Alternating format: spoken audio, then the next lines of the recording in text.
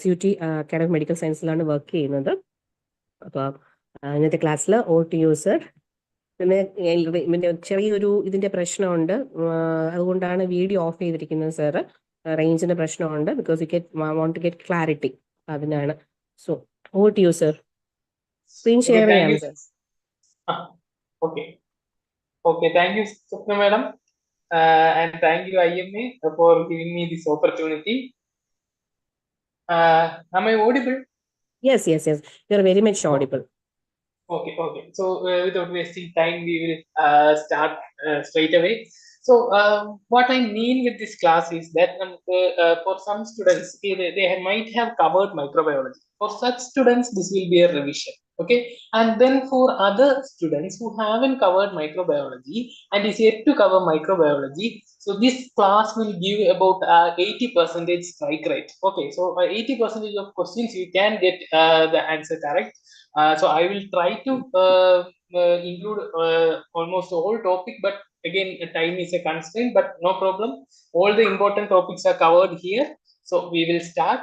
So I will be giving questions to you and you can answer that in the chat box. There is no problem in making mistake here. Make mistake and get corrected, so that in the final stage we can get the correct answer. So that is the aim. So answer the questions in the chat box and no problem even if you make any mistakes. So this is our first question. I think my screen is visible to you. Okay, our first question is: a 5-year-old child presented with cough and breathlessness. Sputum gram staining is given below. What is the best method to demonstrate capsule of this organism? So that is the question. So before we go into how to demonstrate capsule, we will just give a brief introduction about how to read gram stain or how to interpret gram stain. So how to interpret gram stain? In gram stain, we will be looking for okay, 1 second. I have a little problem with my pen.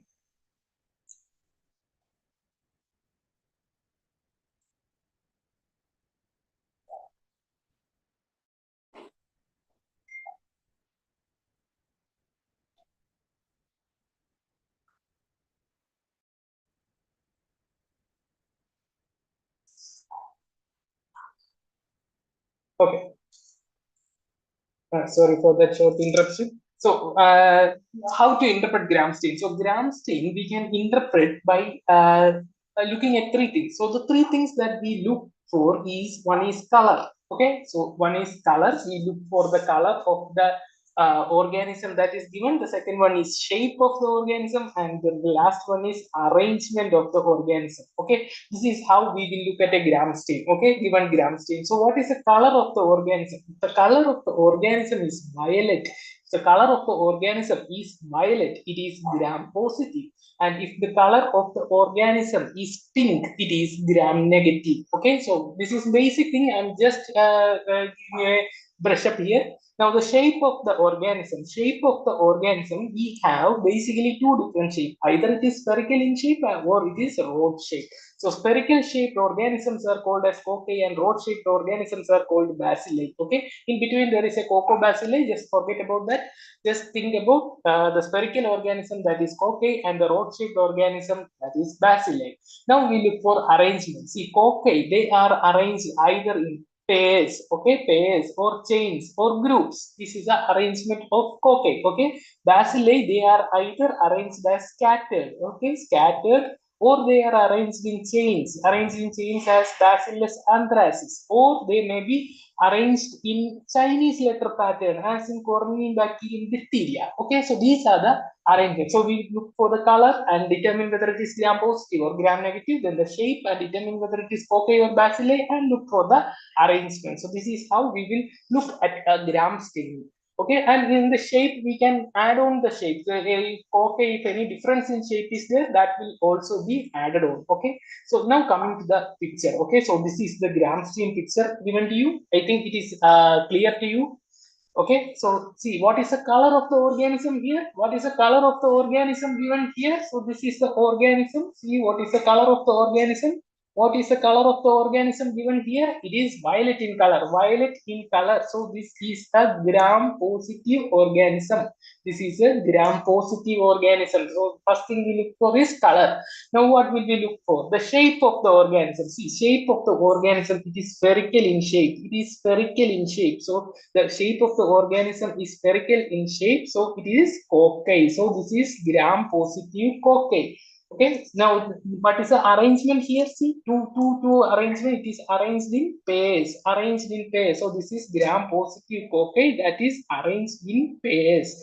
Pairs. Now, any typical appearance for this cocci shape? See, the end of this cocci are pointed. Okay, so the cocci, the end is like a pointed end. Okay, the cocci is like this. If you look carefully, the cocci is like that. So end of the cocci is pointed, and such an appearance is known as lanceolate appearance. Lanceolate appearance. Lanceolate meaning spear-like or sharp or flame-shaped. Okay, so that is the added thing that we get from the gram smear. So this is a gram-positive cocci that is arranged in pairs and it is lanceolate in shape. And now if you look carefully, you will see a halo around this organism. See, there is no stain in around this organism. A clear halo is seen. That is the capsule. That is the capsule here. So that is a capsule. So capsule can also be detected in gram staining. Capsule can also be detected in gram staining. But the problem is that gram staining, the capsule may not be seen well. This is a very good gram staining. That is why we are seeing the capsule. So that is how we interpret the gram stain. Now coming to the capsule. So what is capsule? See, capsule comes under cell wall appendages. They are the appendages of cell wall. Okay, cell wall appendages. So capsule comes under cell wall appendage, and we have mainly three appendages. Okay, so we have mainly three appendages. Okay, so the first one is capsule, then we have fimbriae, okay, fimbriae, and then we have flagella, okay, fimbriae and flagella. So these are cell wall appendages, cell wall appendages. Now, capsule, see, this is either made up of polysaccharide or polypeptide. So capsule is of two types, either it is polysaccharide, polysaccharide, or polypeptide, polypeptide. Now, polypeptide capsule is seen only in one organism, that is Bacillus anthracis. That is the anthrax bacilli. Only anthrax bacilli has polypeptide capsule. All other capsulated organisms will have a polysaccharide capsule. Okay. Now there is another capsule known as hyaluronic acid capsule that is seen in some Streptococcus pyogenes. Not important to you. Just remember that capsule is of two types, polysaccharide and polypeptide. Polypeptide capsule is seen in anthrax bacilli, and polysaccharide capsule is seen in all other capsulated bacteria. Okay, now coming to the detection of capsule. Okay, detection of capsule. So the best method for detection of capsule, whether it is polysaccharide capsule or polypeptide capsule, the best method is latex agglutination test. The best method is latex agglutination test. Okay, latex agglutination test. And the second best method is negative staining. Negative staining. Second best method, both of them, polysaccharide and polypeptide, the best method. Second best method is negative staining. Negative staining example is India ink staining. India ink staining. Nigrosin staining. See, these are black colored dyes. Okay, nigrosin staining. So negative staining is the second best method. And the last best method, means the last method for polysaccharide capsule, we have Quellen reaction. Quellen reaction. Quellen reaction is for polysaccharide capsule. And for polypeptide capsule, we have McFadyen reaction. McFadyen reaction. So that is the third best method. Okay. So the best method for detection of capsule is latex agglutination test. C is the question. The answer is C. Latex agglutination test. That is the best method to detect the capsule. Quellen reaction for polysaccharide capsule, not the best method. India ink staining, second best method, and McFadyen reaction is the third best method for a polypeptide capsule. Okay. Now we have another cell wall appendage known as fimbriae. Okay, cell wall appendage known as fimbriae. See, fimbriae are organ of attachment. They are required for attachment. Okay, they are organ of attachment. They are required for attachment. So whichever bacteria required to attach to your mucous membrane, they should have a fibria. For example, all UTI causing organisms, all urethritis causing organisms, they have to stick to the urethral mucosa. So they have fibria, and they are detected by heme agglutination. Detected by heme agglutination. Okay.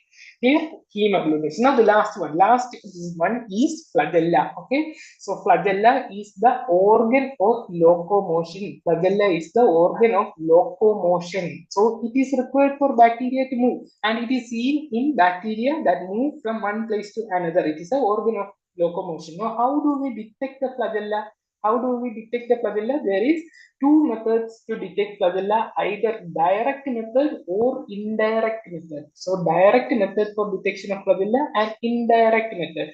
Direct method means if the bacteria is motile, if the bacteria is moving from one place to another, then it is having flagella. That is a direct method. Okay. If it is motile, if you see that the bacteria is moving from one place to another, then that is bacteria is having flagella. There is one exception to this rule, that is mycoplasma. See, mycoplasma is a motile organism that shows gliding motility. Okay, mycoplasma shows gliding motility. They do not have flagella. They do not have a cell wall, so they do not have cell wall appendage like a flagella. So mycoplasma are cell wall deficient organisms. They don't have flagella, but they are motile by gliding motility. All other organisms which are motile, all other bacteria which are motile, they are having flagella. So flagella, the method of detection of flagella or motility, the best method for detection of motility is hanging drop. Hanging drop. So this is the best method for detection of motility. Hanging drop motility test.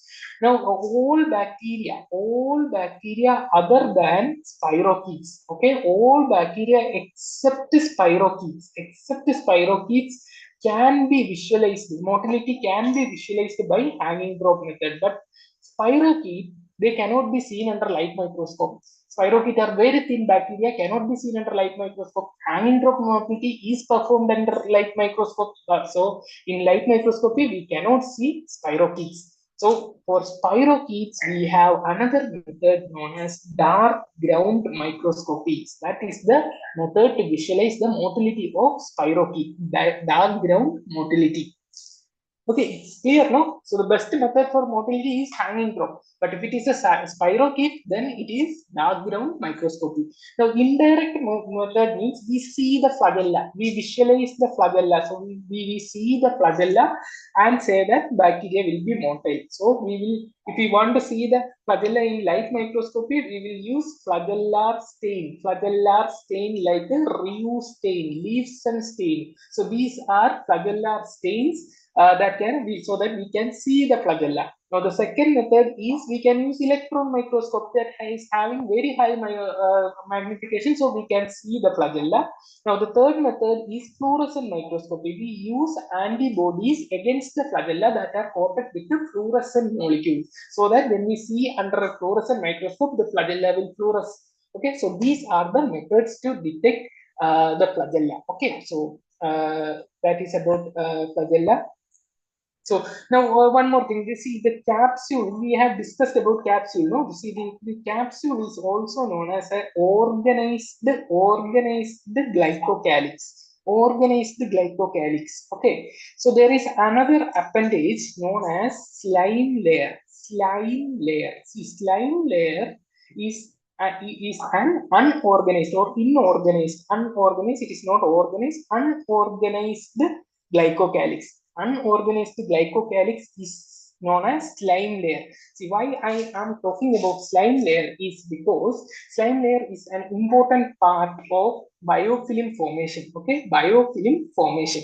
See, slime layer, it is also known as extracellular polymeric substance. Okay, extracellular polymeric substance. This extracellular polymeric substance plus host factors like fibrin, our fibrin. So fibrin, it will combine to form a matrix. Okay, it will combine to form a matrix, and in this matrix, the bacteria will be embedded. Bacteria will be embedded in this matrix. Okay, bacteria will be embedded in this matrix, and this matrix along with the embedded bacteria is known as biofilm. See, so biofilm is basically the extracellular polymeric substance plus host factors forming the matrix, that is the extracellular matrix, and in the matrix the bacteria are embedded. So that is biofilm. Now what is the significance of biofilm? So what is the significance of biofilm here? See, significance of biofilm is that biofilm forms the main, plays a main role in the pathogenesis of healthcare associated infections. Healthcare associated infections. Okay, which are the healthcare associated infections? Healthcare associated infections, mainly 4 of them are there. 40 catheter associated urinary tract infection, CLABSI, central line associated bloodstream infection, which is also known as CRBSA, catheter related bloodstream infection. Then there is VAP, ventilator associated pneumonia, and surgical site infection. See, all of them have some kind of foreign body in our body. Okay, some kind of foreign body is placed in our body. In 40, the catheter is placed there, catheter associated urinary tract infection. CLABSI, central line, the central venous line catheter is placed. In ventilator associated pneumonia, endotracheal tube is placed. Okay, endotracheal tube is there. In surgical site infection, sutures are there. So these are all foreign objects, and biofilm helps in adhesion to these foreign materials. Also prosthetic valve endocarditis. Okay, so biofilm is a main pathogenesis in prosthetic valve endocarditis. Okay, now biofilm also plays a major role in antimicrobial resistance, AMR. Okay, antibiotic resistance. So see, suppose this is a surface. Okay, so this is a catheter surface. Okay, and over the catheter surface there is biofilm formation. Inside the biofilm there is bacteria embedded here. Okay, so bacteria are embedded here.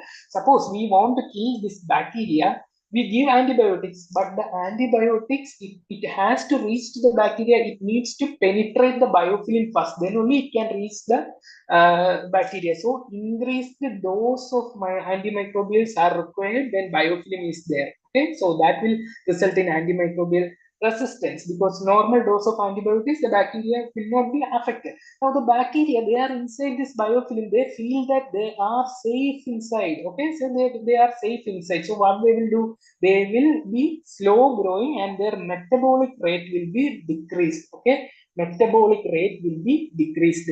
So the bacteria inside the biofilm, the metabolic rate is decreased. Okay, so what happens if, and they will not multiply also. So they will not multiply also. So see, if you think all our antibiotics, most of our antibiotics, it acts on the metabolic processes. For example, penicillin acts on cell wall synthesis. If the cell wall is not synthesized, the penicillin cannot act. Similarly, aminoglycosides, gentamicin, they act on protein synthesis. If protein is synthesized, they cannot act. And also some fluoroquinolones, they act by inhibiting DNA dialysis. The bacteria is not multiplying. There is no use of DNA dialysis. So the antibiotics will be that the antibiotics will not affect the bacteria that is present in the biofilm, because they have a slow metabolic rate. Okay, now these bacteria, they are in close proximity to each other inside the biofilm. Okay, close proximity to each other. So when they are close proximity to each other, if one of the bacteria is having a resistance gene, antimicrobial resistance gene, that can easily be transferred to the nearby bacteria. Okay, so that is another way by which the biofilm increases the antimicrobial resistance. Okay, so now we will move on to our question. So answer the question fast. We have discussed this already. A patient on long-term antibiotics and central venous line develops high-grade fever. Blood culture views Staphylococcus epidermidis. Despite starting antibiotics which are sensitive in culture, fever does not resolve. Which of the following statement is correct? So biofilm increase antibiotic susceptibility. See, I need you to answer in the chat. Okay, I need you to be responsive. Otherwise, it will become very monotonous. Okay, so see, the first option, biofilm increase antibiotic susceptibility. Biofilm helps in adhesion. Biofilm decrease antibiotic resistance by decreasing resistance to entry. Biofilm can be washed off, hence central line may not be removed. See, only answer B is correct. Option B is the correct option. So biofilm helps in adhesion. Okay, very good. Biofilm helps in adhesion. All others are wrong. We already discussed that. Now, coming to the next question, fast. We need the answer fast. 37-year-old truck driver is diagnosed with syphilis. What is the method to demonstrate the motility of this organism? What is the best method to demonstrate the motility of the organism? See, okay, very good, very good. The answer is dark ground microscopy. Why dark ground microscopy? Why not hanging drop? Syphilis is caused by Trypanema pallidum. That is a spirochete. Okay, Trypanema pallidum is a spirochete. So for spirochetes, we have dark ground microscopy. So Leptospira is another example, and Borrelia is another example for spirochetes. Okay, so with that, we move on to our next question. A 2-year-old unimmunized child is brought with the complaints of dysphagia. On examination, pseudomembrane present over tonsils. Culture on potassium tellurite agar is given below. The colony produced by this organism has a similar, the toxin produced by this organism has a similar mechanism as that of. See, which is this organism? This is Corynebacterium diphtheria. They see pseudomembrane is there, or potassium tellurite agar is the selective media for Corynebacterium diphtheria, and they form black-colored colonies on potassium tellurate dead agar. Now, the pathogenesis of diphtheria is by toxin production.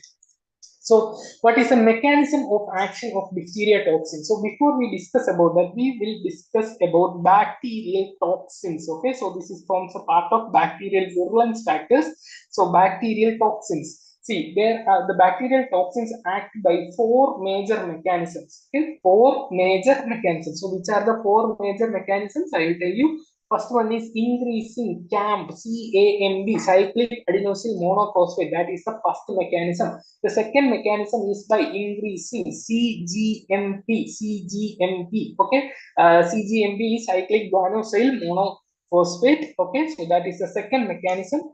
And the third mechanism is by increasing or inhibiting neurotransmitters. And the fourth mechanism is by inhibiting protein synthesis. This is the 4 major mechanisms by which bacterial toxins act. Okay, so now coming to the first mechanism, that is increasing CAMP, CAMP. There are 2 bacteria here, okay, that acts by bacterial toxins, that acts by increasing CAMP. The first one is Vibrio cholerae. You know this organism, Vibrio cholerae, and the second one is Bacillus anthracis. Okay, so these 2 bacteria acts by increasing CAMP. So Vibrio cholerae, the toxin, you know about the toxin. It has 2 components, an A component and a B component. So that is the cholera toxin, that is known as bipartite toxin. So B, for any toxin having A and B subunit, the B is for binding. You see, okay, B is for binding, and binding where? Binding on GM1 ganglioside. GM1 ganglioside is the receptor for cholera toxin. Now, what happens when B binds to GM1 ganglioside? When B binds, A will be transferred into the cell. By the B subunit. So, what will A do now? A has reached the cytoplasm. The A will bind to G protein. And increase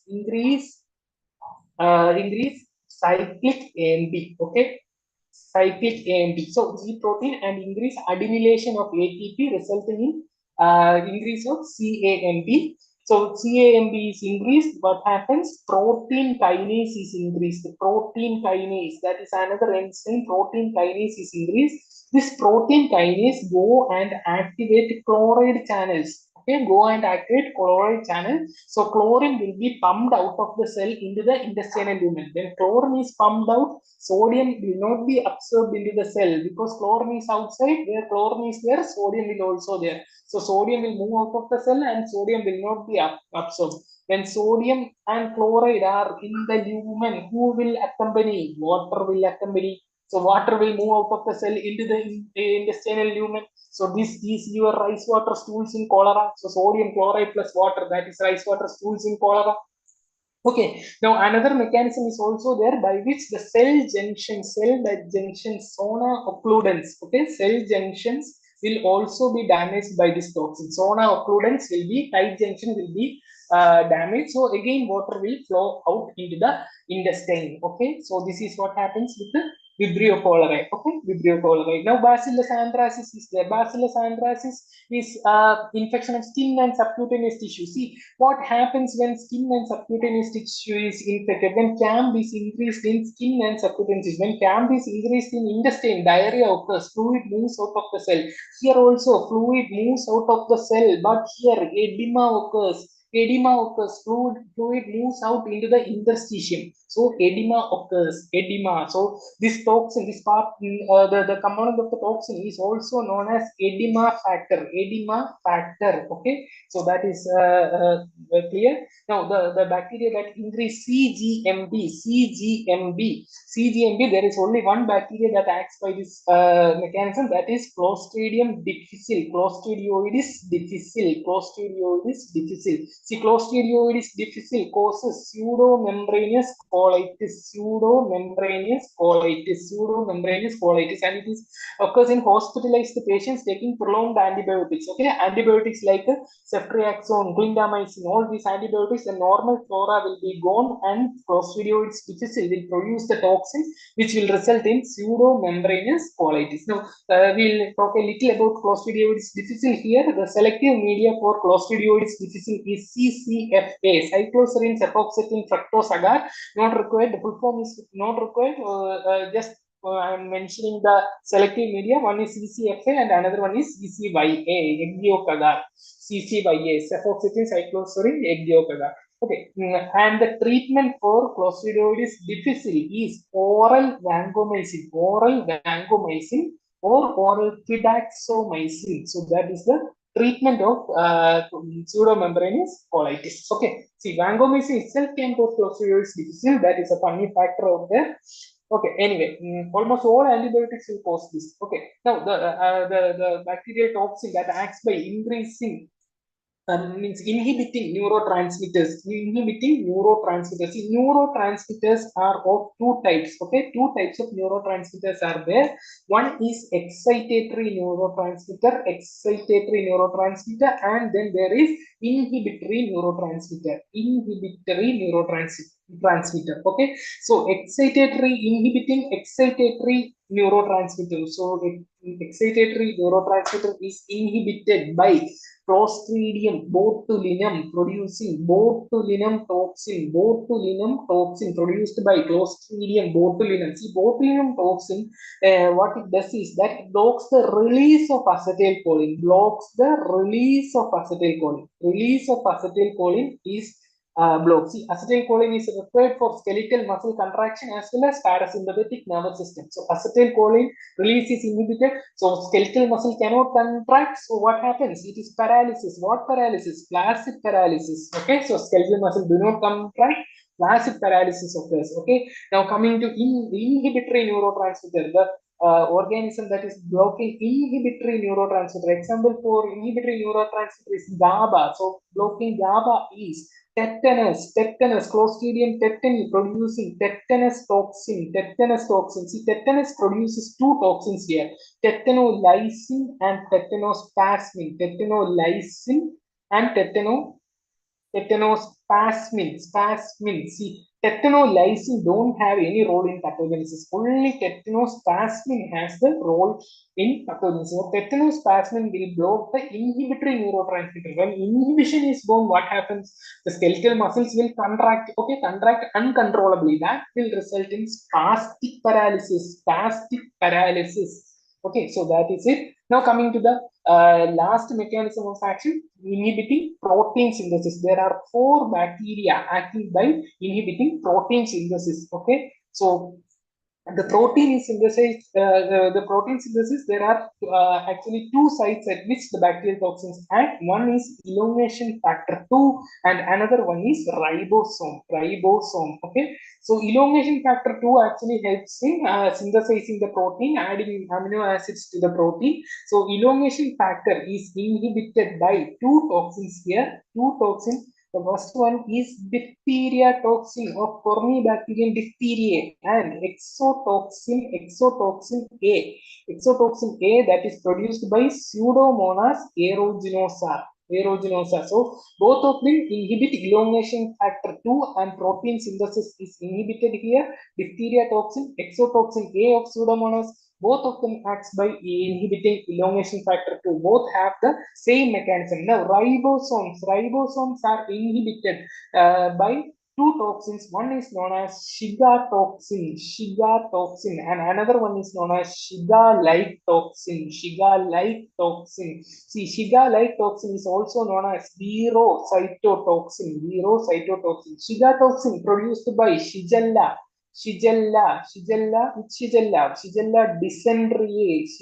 dysenteriae type 1. Okay, and verocytotoxin is produced by E.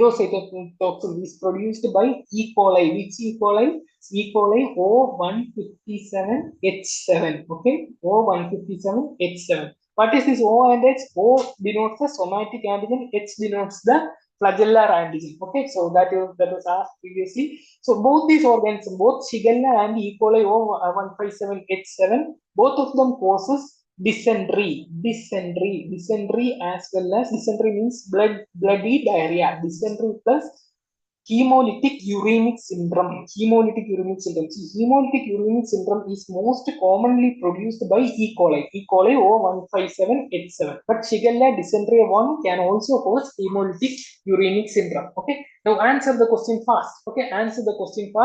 20-year-old female attended a mela 2 days back. She now presents with rice water stools. What is the receptor for this organism? Answer fast. The organism here is cholera, Vibrio cholera, rice water stools. So what is the receptor here? Okay, very good.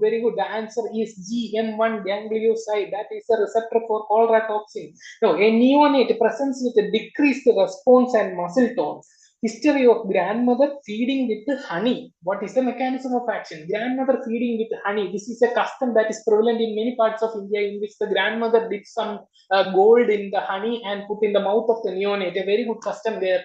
What is there in the honey? There is Clostridium botulinum spores are present in the honey. Clostridium botulinum spores. See, Clostridium botulinum spores will go into the neonate's GIT. So it's a neonate, a baby, so the immune system is not developed. The Clostridium botulinum spore will develop into the Clostridium botulinum bacilli and produces the toxin.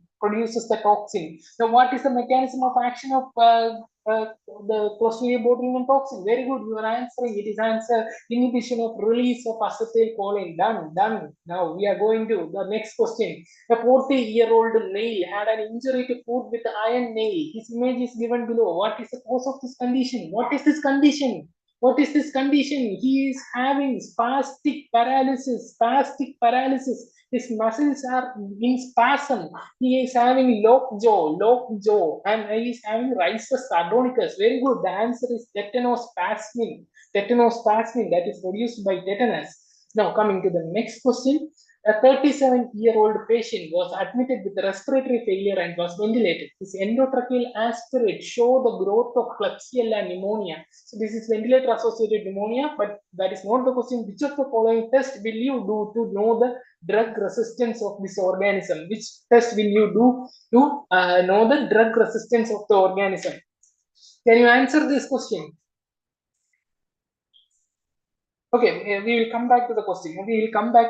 So we will see the antimicrobial susceptibility testing. Okay, antimicrobial susceptibility testing, in which we test for the bacteria's antimicrobial susceptibility, whether it is sensitive or resistant. There are three main mechanisms. Many mechanisms for antimicrobial sensitivity testing are there, but three main mechanisms that you should know. That first one is disk diffusion. Disk diffusion is the first method, this diffusion. Then there is another method known as diffusion and dilution. Diffusion plus dilution. Diffusion plus dilution. And the third mechanism is broth dilution. Broth dilution. Broth dilution. So these are the three main mechanisms. Okay. Or three main methods for susceptibility, antimicrobial susceptibility testing.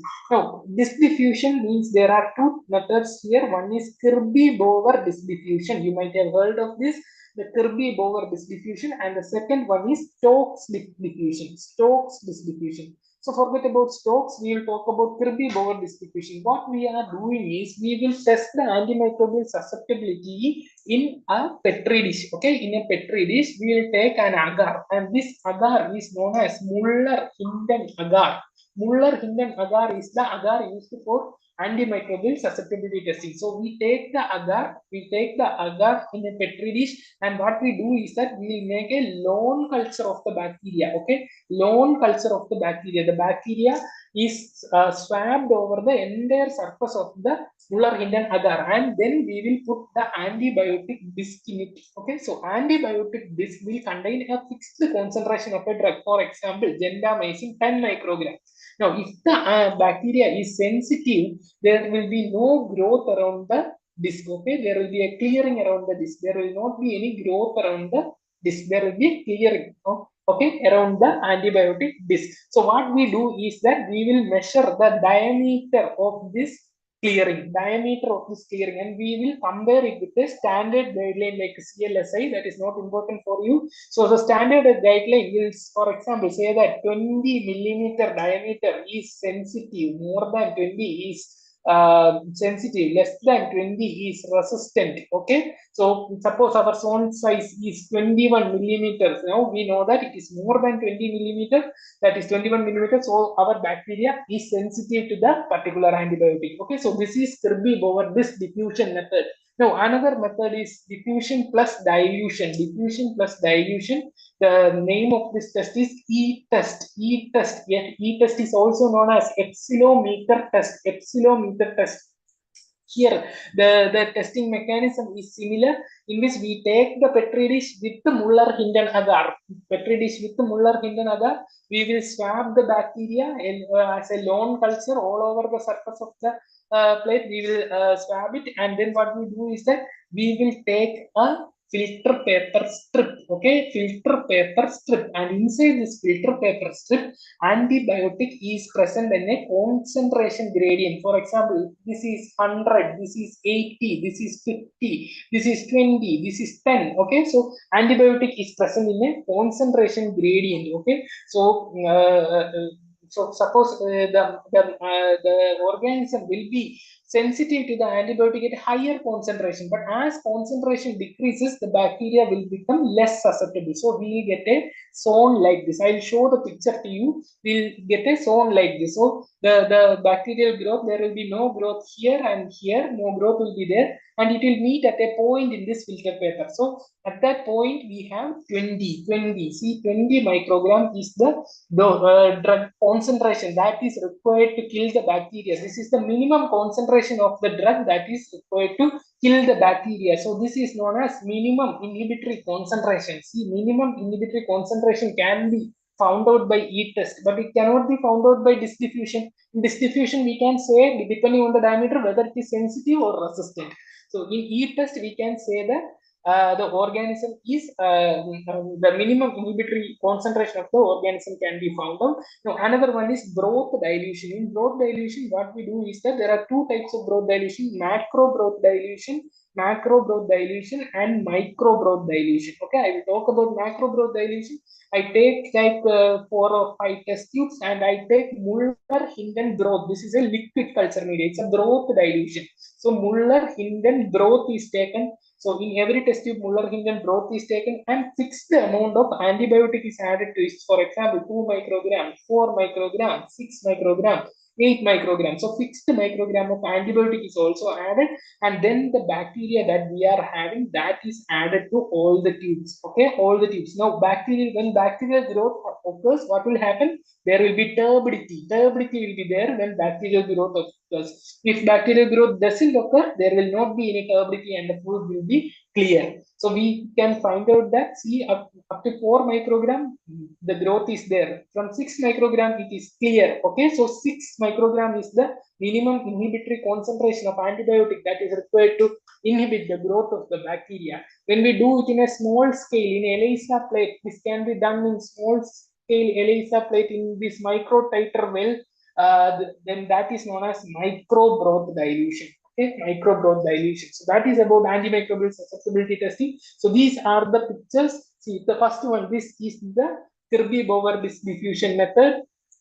And here, see the antibiotic, and around that there is clearing. We measure the diameter and say that it is sensitive or resistant. Now, this is the filter paper strip, and there is antimicrobial, the antimicrobial agent that is present in a gradient. See the zone here, see, come and meets at a point, and at that point the reading is taken. That will be the MIC. Now, this is micro broth dilution done in a micro titer plate. This is micro broth dilution. Here also MIC can be found out. Okay. Now coming to our question. See, which of the following tests can be used for antimicrobial susceptibility testing? Now you can answer it easily. It is E-test or epsilometer test. See, MALDI-TOF is an advanced method for identification, not for drug susceptibility testing. Okay, it detects proteins. Okay, detects proteins, and it is used for identification of bacteria. Now, string test can be used for hypervirulent Klebsiella. So some Klebsiella are known as hypervirulent. They will be string test positive. Also, string test is used for cholera. And also for gram-negative organisms, string test can be used. See, all the 3 string tests, they are different. Now, biopsy film array is PCR or multiplex PCR. We'll talk about PCR in our next class when virology comes. Okay, so that is it. Now we move on to our next question. You have to answer this fast. Antimicrobial susceptibility testing is usually done on which media? Which media is used for antimicrobial susceptibility testing or antimicrobial sensitivity testing? Answer fast. Yeah, D. Very good. This Muller, Hinton, Agar. Now, MIC can be calculated by all of the following antibiotic sensitivity methods except easy for you. We have just discussed. No, easy. So, which method MIC cannot be calculated? In E-test and broth dilution method, MIC can be calculated, but in Kirby-Bower diffusion method, we only get the diameter. We get to know whether it is sensitive or resistant. Now, there is an outbreak of MRSA in your ward. You have advised strict hand hygiene measures to all the staff. What is the optimum duration for hand washing? Hand washing. This you will be knowing. What is the optimum duration for hand washing? Okay, very good, very good. The answer is 40 to 60 seconds. That is for hand washing. Okay. Now, if it was hand rub using alcohol, then that is 20 to 30 seconds. Okay. Now, 3 to 5 minutes, that is for surgical hand scrub. Surgical scrub. Okay. Surgical hand scrub, 3 to 5 minutes is required. Okay. So now, because we have talked about hand hygiene, we will talk about what are the 5 moments of hand hygiene. 5 moments of hand hygiene recommended by WHO. See, 5 moments means we have 2 befores and 3 afters. So before touching a patient, second one, after touching a patient. Okay, before touching a patient, after touching a patient. Now the third one is before any procedure.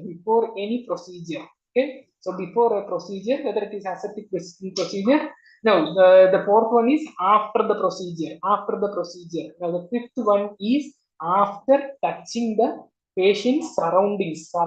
So these are the 5 moments of hand hygiene. So first one is before touching the patient, after touching the patient, and before a procedure, before any aseptic procedure, then after the procedure, whether if there is any body fluid has exposed to your body, then also you have to do hand hygiene. That is after the procedure, then after touching patient surroundings. So these are the 5 moments of hand hygiene.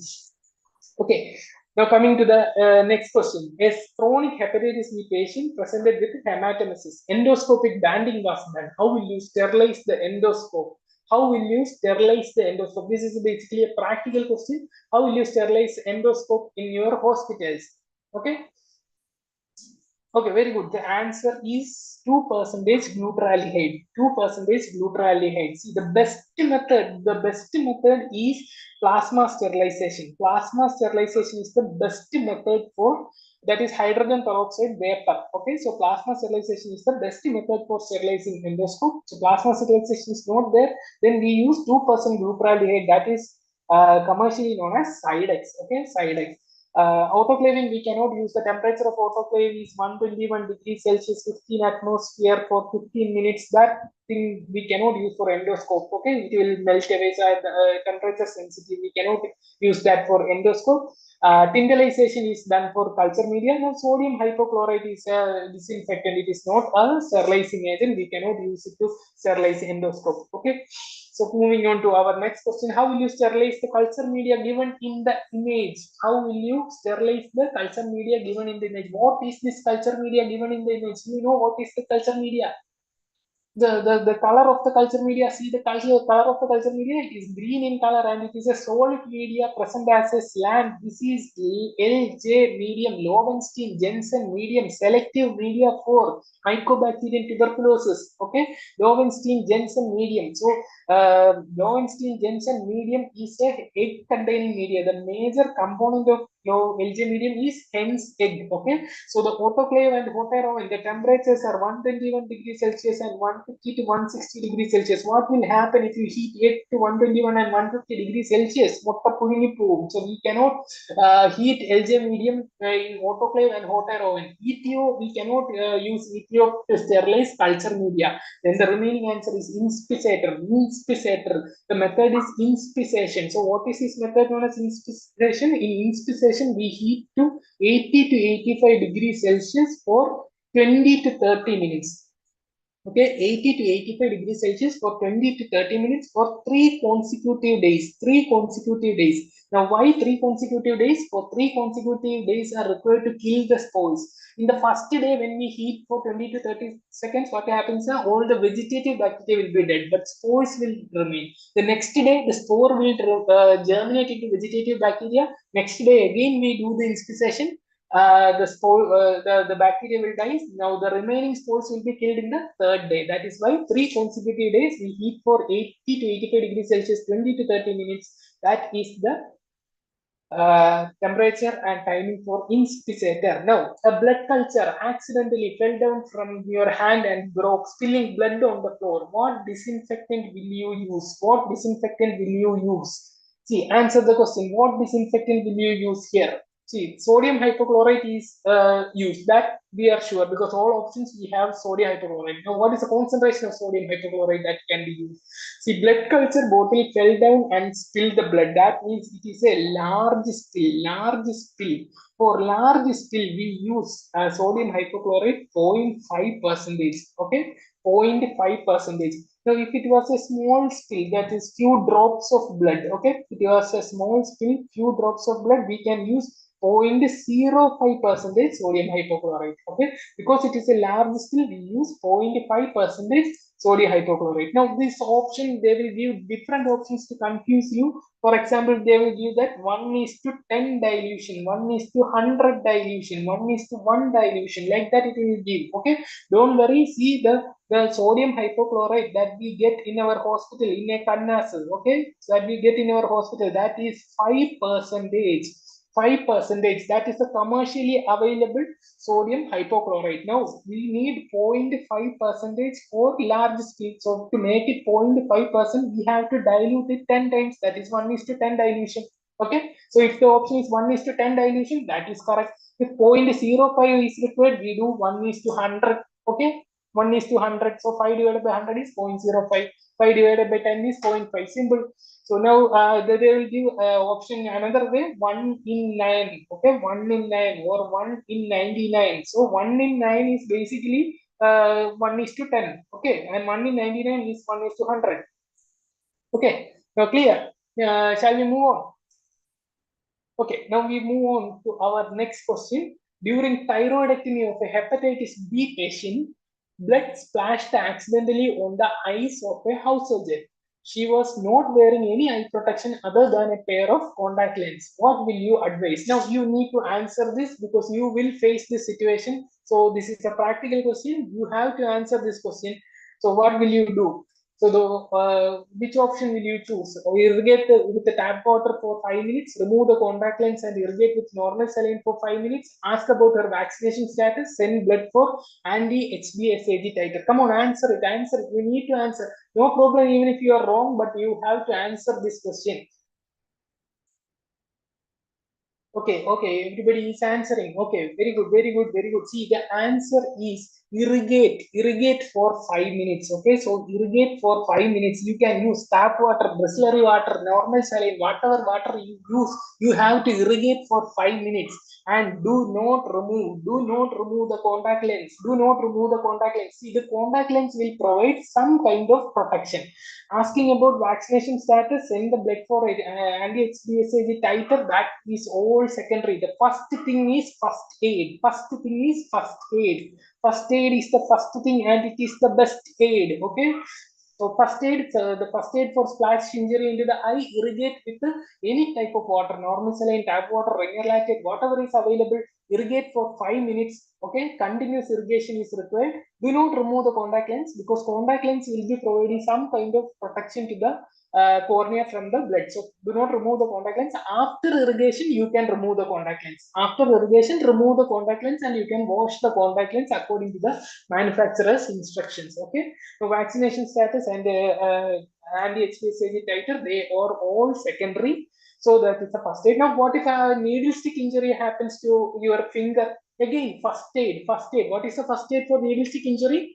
We will wash it. Okay, wash with the soap and water. So needle stick injury, wash with the soap and water. That is the first aid for needle stick injury. Now, why we are vigorously doing all these things? What are we afraid of here? What are we afraid of here?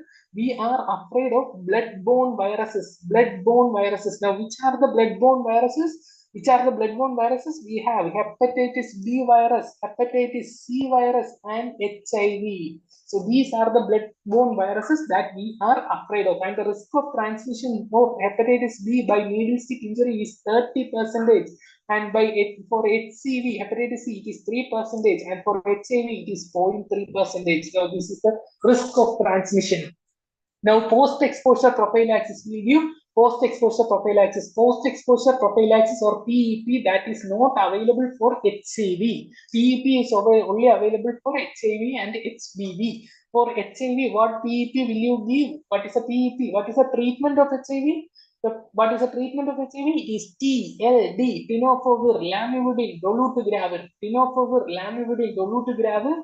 We give 300 milligram, and 50 milligram. This is a fixed drug combination. We give it for 28 days. That is the pre-exposure, means post-exposure prophylaxis. Okay, TLD. This is the treatment of HIV also. TLD is the basic treatment of HIV that we give for post-exposure prophylaxis also. For 28 days, we will give 350 milligrams of tenofovir lamivudine and dolutegravir. For hepatitis B virus, we will be giving hepatitis B immunoglobulin and hepatitis B vaccine. So for whom we give vaccine, for whom we give hepatitis B immunoglobulin, if we get time in the last, I will discuss with you because it needs a little bit of concept to be made understood to you. So whether it is vaccine, how do we know that the vaccination is protective? How do we know? We look at the antibody titer, anti-HBsAg titer, anti-HBsAg antibody titer, and that titer should be more than or equal to 10 milli international unit per ml. Very important. Okay, 10 milli international unit per ml. 10 milli international unit per ml. That is the safe HBsAg titer. Okay. Now, if you look for the titer one time and it comes above 10 and then it goes down, no problem. Okay. The thing is that at least once it should come above 10 and then it goes down below 10, no problem. You are safe. Okay. Okay. So now coming to our bacteriology, we are starting bacteriology. So a 21-year-old young man having frequent food from outside, complaints of increasing fever for 4 days, abdominal pain, on examination temperature 101 degrees Fahrenheit, pulse rate is 62 per minute, what investigation will you do? See, this is single question you study in your second year. Okay, which investigation will you do? So answer this question. What is this disease here? What is this disease here? This is enteric fever. This is typhoid, enteric fever. Now, how do you came to the conclusion that it is typhoid? See, we frequent in food intake from outside, then there is increasing fever for 4 days. Increasing fever. If you plot the fever chart, you will see that suppose this is 37 degrees Celsius, you will see that it goes up, then remains there for some time, goes up, remains there for some time, goes up. This is step ladder pattern. Step ladder pattern, increasing fever, and it will not touch the baseline, will not touch the baseline. So that is step ladder pattern. See in again enteric fever. Now there is another thing is that temperature. Look at the temperature here, 101 degree Fahrenheit, and the pulse rate it is only 62. This is relative bradycardia. Relative bradycardia. See that pulse rate should have gone up because of the temperature is high. So this is relative bradycardia, which is also known as Paget syndrome. Paget syndrome. We see these are all hallmarks of enteric fever. Okay. Now, what is this boy having over his body? This is rose spots. Rose spots. This is a maculopapular rash that is seen in salmon-colored patches. Okay, rose spots. So this is what do you call the rashes. So this is enteric fever. Now come to which investigation will you do? See, we have a tendency to go towards Vidal, but see the thing here. See the thing here. It is 4 days. It is 4 days. It is only 4 days. See, the symptoms are less than 1 week. The best method is blood culture. Blood culture. Then we can do bone marrow culture also, as well as duodenal aspirate. Okay, so less than 1 week. Now, if it is 1 to 2 weeks of time, then we can do Vidal. See, Vidal is an antigen-antibody test. For antibody, we are detecting antibody. Antibody requires time for production. So it requires 1 week for antibodies to come to the blood. So less than 1 week, we have to do blood culture or bone marrow culture or duodenal aspirate. 1 to 2 weeks we have Vidal. Now 3 to 4 weeks we do stool culture and urine culture. Okay, urine culture. This is the diagnostic protocol for salmonella. Okay, so because we have talked about salmonella, for completion sake, what is the selective medium for salmonella? Selective medium for salmonella is XLD, xylose lysine deoxycholate agar. And Salmonella typhi will be seen as red colonies with a black center in XLD. Another media is PCA, deoxycholate citrate agar. Okay, those are the selective medium. Now in McConkie agar, if you take McConkie agar, you will see non-lactose fermenting colony that is pale in color. Okay, lactose fermenting colony will be pink in color, but Salmonella are non-lactose fermenting, so pale in color in McConkie agar.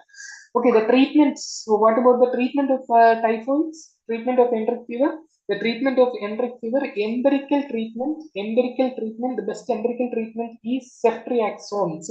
Empirical treatment means you do not know the culture status. So ceftriaxone more than azithromycin. So that is empirical treatment. Now, if you do a cultural sensitivity and found to be sensitive to ciprofloxacin, then you give ciprofloxacin. So culture, if it is from culture sensitive to ciprofloxacin, then you give ciprofloxacin. Now the vaccine available for Salmonella vaccine, we have an oral vaccine known as Typhoral. It is made from TY21 strain. Okay, TY21 strain is a live attenuated vaccine. There is also a subunit vaccine, that is a VI polysaccharide vaccine is also there. Okay, so these are the two vaccines that are available. Now going on to the next question. Very important part. We are going to the very important part. 35-year-old man presents with fever, myalgia, vesicular rashes in the tongue. A black eschar is seen in the thigh with erythema and regional lymphadenopathy. Serological examination shows OX2, OX19 and OX10 negative. The causative agent is, see, this is a little bit of a difficult question. You can answer, but we will come back to the question after discussing about rickettsia. So, okay, so we are going to discuss about Rickettsia. So the family Rickettsia. See, it is a very difficult topic. See, everybody tells me I cannot remember Rickettsia. It is very difficult. See, is there any mnemonic for Rickettsia? See, there is no mnemonic for Rickettsia. You cannot learn Rickettsia by mnemonic. If you do ABCD, you will forget when you go to the exam. So many 19 subjects are there. How many ABCD will you make? So Rickettsia, I will simplify it to you. We will classify Rickettsia into 3 groups. Okay, so this is a classification that is available. So we classify Rickettsia into 3 groups. Which are the 3 groups? One is typhus group. Typhus group. First group is typhus group.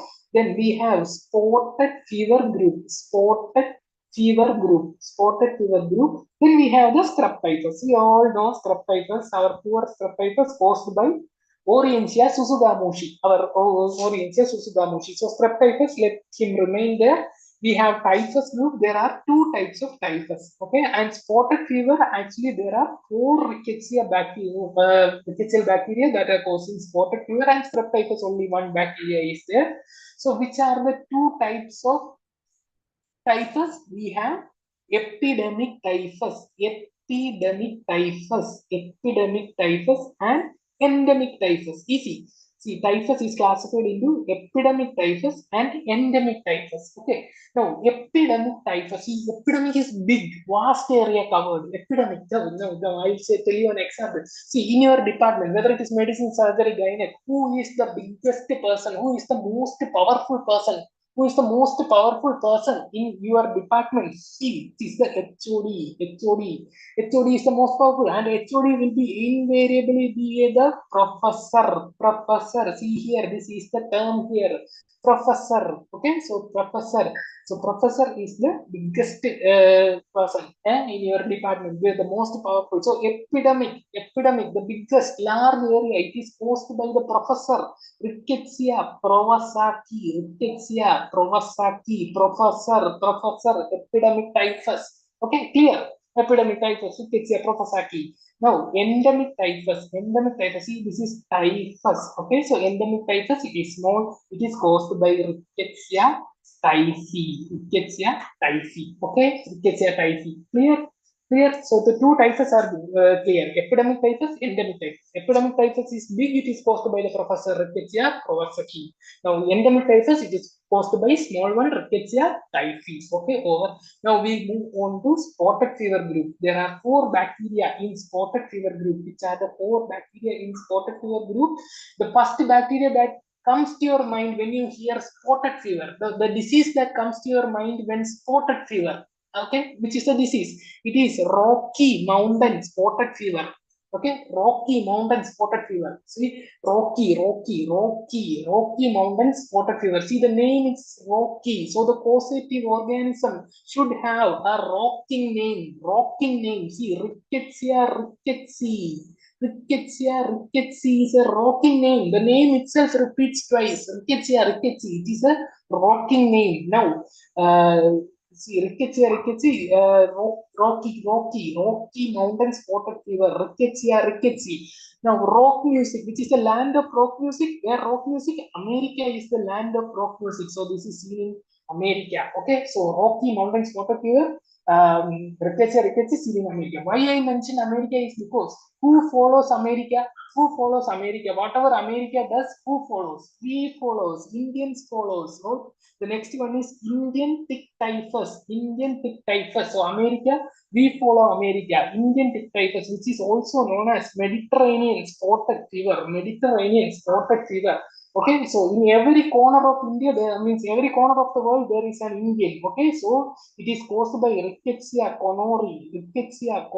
Causes Indian tick typhus. Now, India follows America. Now, who follows India and America? Africa follows India and America. African tick bite fever caused by Rickettsia africae. Okay, clear? Okay, so those are the 3. Now, there is one more in this group, one more bacteria in this group. That is an odd one out. In every department, one person will be there that nobody likes that person. He will try to stand out, no, as an exceptional person. So that person is The fourth bacteria in the spotted fever group, it is Rickettsia acari. Rickettsia acari. Rickettsia acari. See, nobody likes him, so everybody calls him as Rickettsia acri. Okay, Rickettsia acri. Remember it's like Rickettsia acri. Nobody likes him.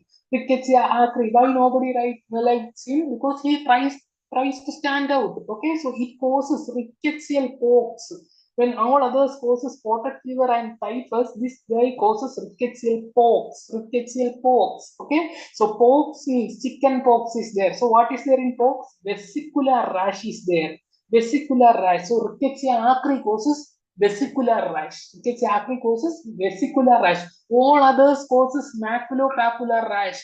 The typhus group, the spotted fever group, scrub typhus, all of them causes maculopapular rash, but rickettsial pox caused by Rickettsia acari or Rickettsia acri, the vesicular rash is seen. So scrub typhus, we have only one bacteria, the poor Orientia susugamushi. Orientia susugamushi. Okay, now we will see which all are the vectors of this disease, who transmits this disease. Okay, so transmission of the disease, the most common vector is mosquito. You see, I will write some of the vectors here. Most common vector is mosquito. Now, after mosquito, who comes? Louse or lice. Malayalam pain and louse or lice. It is seen everywhere. Okay. After mosquito, the second most common vector is louse. Then we have flea. Okay, flea is there. Then we have tick. Tick is there. Then we have mite. Okay. So these are the organisms or these are the vectors. Now, coming to epidemic typhus, Rickettsia professaki, professor. Okay, so he is the biggest one. So he is epidemic. So he requires the most common vector. Most common vector. See, the most common vector is mosquito here, but mosquito says I am not in the scene. Nammali scene villain mosquito parayunu. So mosquito is out of question. We have the second most common vector, that is louse. So louse is the vector for epidemic typhus. Epidemic typhus is transmitted by louse or lice. So louse-borne typhus is epidemic typhus caused by Rickettsia professaki. So louse is taken. Now what remains? We have flea here. Flea is a small organism. So Rickettsia typhi, small, endemic. It is transmitted by flea. Okay, over. Now we have flea is also taken. Okay, now we have 3 plus 1 organism in spotted group. See, 3 plus 1. See, one organism stands out. I always told Rickettsia acri stands out. So the first 3 organisms we give tick.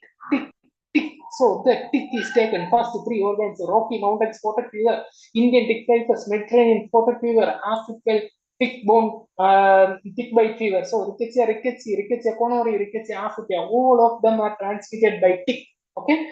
Now Rickettsia acri, he likes to stand out, so he is transmitted by mite. Orientia susugamushi, we all know is transmitted by mite. Strep typhus is transmitted by mite. Now, which mite transmits Rickettsia acri or rickettsial pox? It is known as gammasid mite. And the mite for strep typhus, we all know trombiculoid mite. The larvae of trombiculoid mite, which is known as chigger. Okay, so mite is also taken. So that is it. Now we have to do one more thing. Okay, we have to talk about one more thing, that is how to diagnose. There is an old test for diagnosis of this rickettsia, that is known as Weil-Felix test.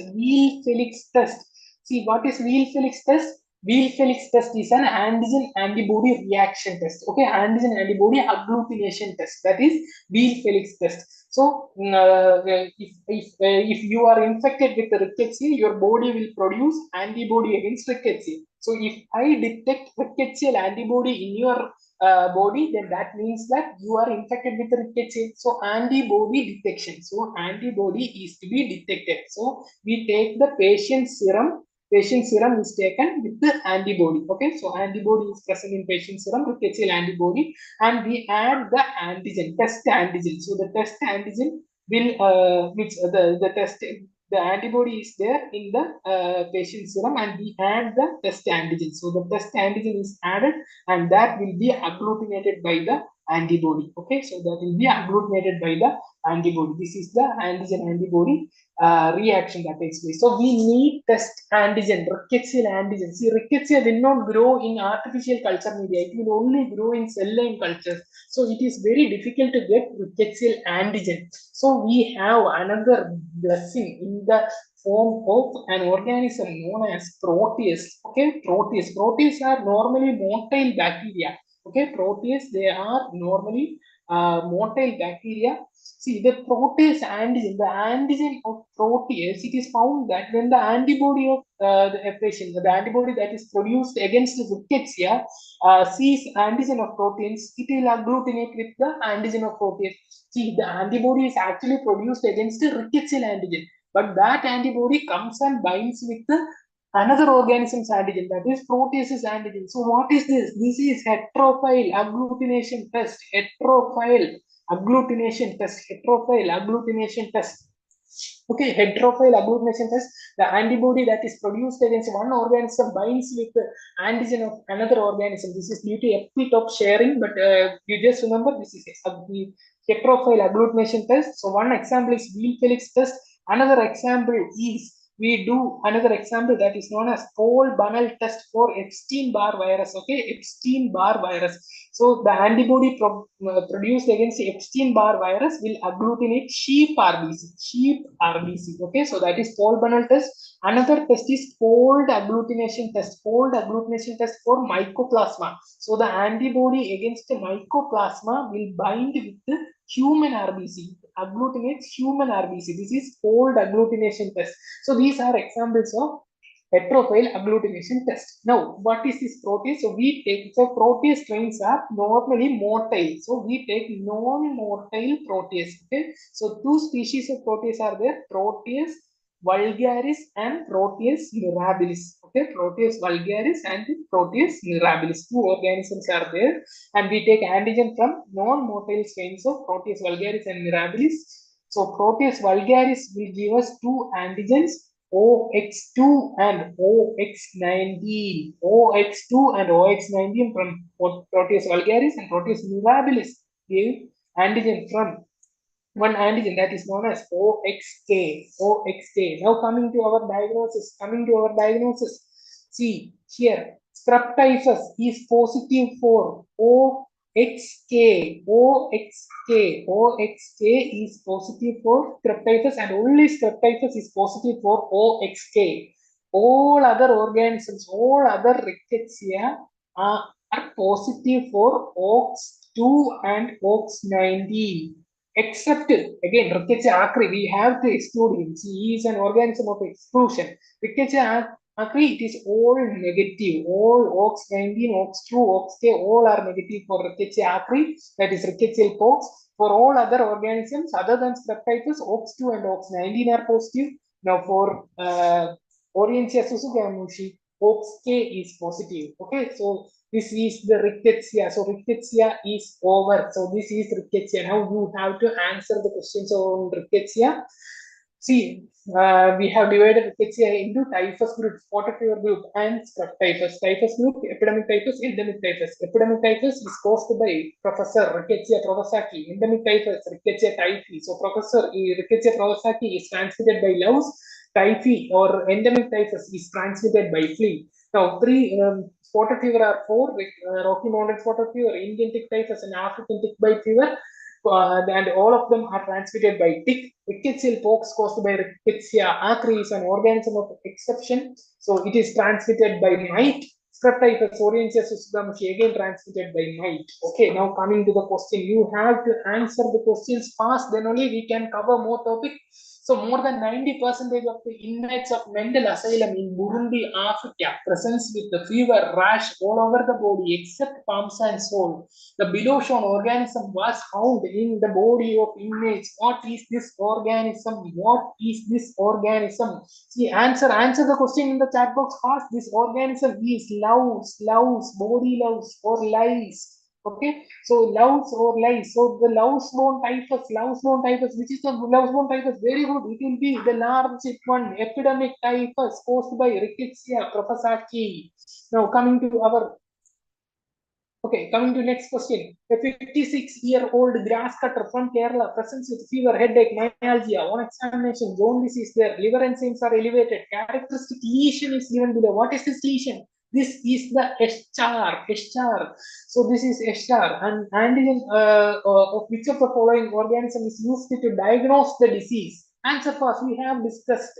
So Wheat-Felix reaction is the test. Which antigen is used for Wheat-Felix reaction? Which antigen is used? Okay, very good. Proteus mirabilis giving us OX-K. This is scrub typhus. Okay, scrub typhus. See, this eschar is not only seen in scrub typhus. Please note that eschar is seen in all rickettsia except epidemic and endemic typhus. So all the rickettsia except epidemic and endemic typhus, eschar may be present. Okay, may or may not be present. In scrub typhus, there is only 35% of the cases will have eschar. Okay, so now moving on to our next question. Rickettsial pox is transmitted by tick, flea, mite, louse. Come on. Rickettsial pox caused by Rickettsia acri, the one who wants to stand out. Mite, very good. We have answered that. Now next question. A 25-year-old boy presents with pyrexia of unknown origin. Serological examination shows OX-K antibody positive. OX-K, which is answer? OX-K is positive only in OX-K is positive in. Very good. Scrub typhus. Now we move on to our next question. 30-year-old soldier complains of fever, vomiting, myalgia. There are similar complaints among the fellow soldiers. All were suffering from lice infestation. Lice, body louse, causative organism. See, louse means epidemic typhus caused by Professor Rickettsia provosaki. So there we have answered that. We move on to our next topic. We are going to discuss about the different vectors. So these are the different vectors that are available to us. So the first vector here, this is hard tick. Okay, so this is hard tick. Okay, this is hard tick. And when we discuss about hard tick, we will discuss about soft tick also. See, this is hard tick, this is soft tick. How to differentiate between hard tick and soft tick? See how to differentiate between hard tick and soft tick. See this organism, this is hard tick. See, in the body of hard tick, you can see this triangular shaped plate over its body. Okay, so if you see this plate, then that is hard tick.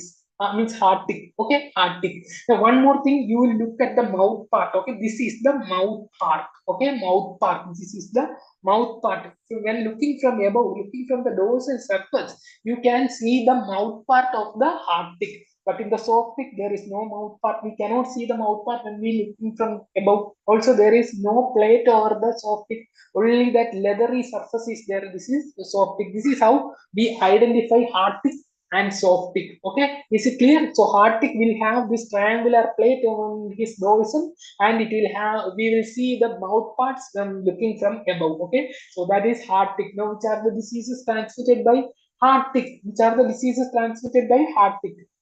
So diseases transmitted by hard tick.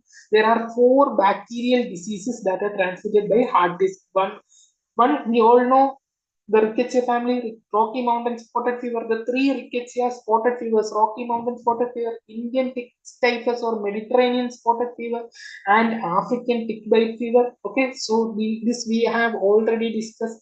Now there is a 4th bacterial disease known as Lyme's disease. Lyme's disease that is caused by Borrelia burgdorferi. This is transmitted by hard tick. Okay, now there are two viruses.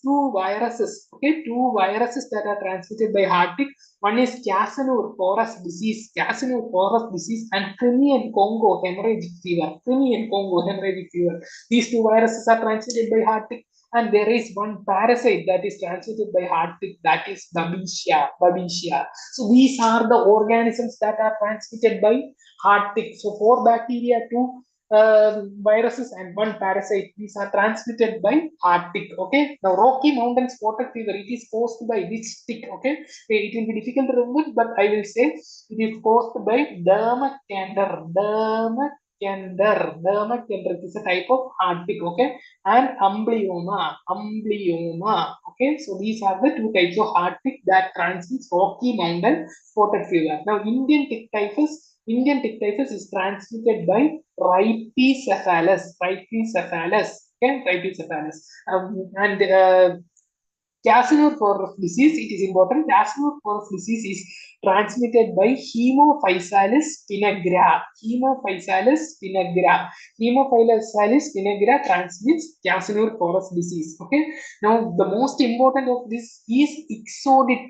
Ixotic is also a hard tick. Okay. Ixotic transmits Lyme's disease and babesia. Okay. Ixotic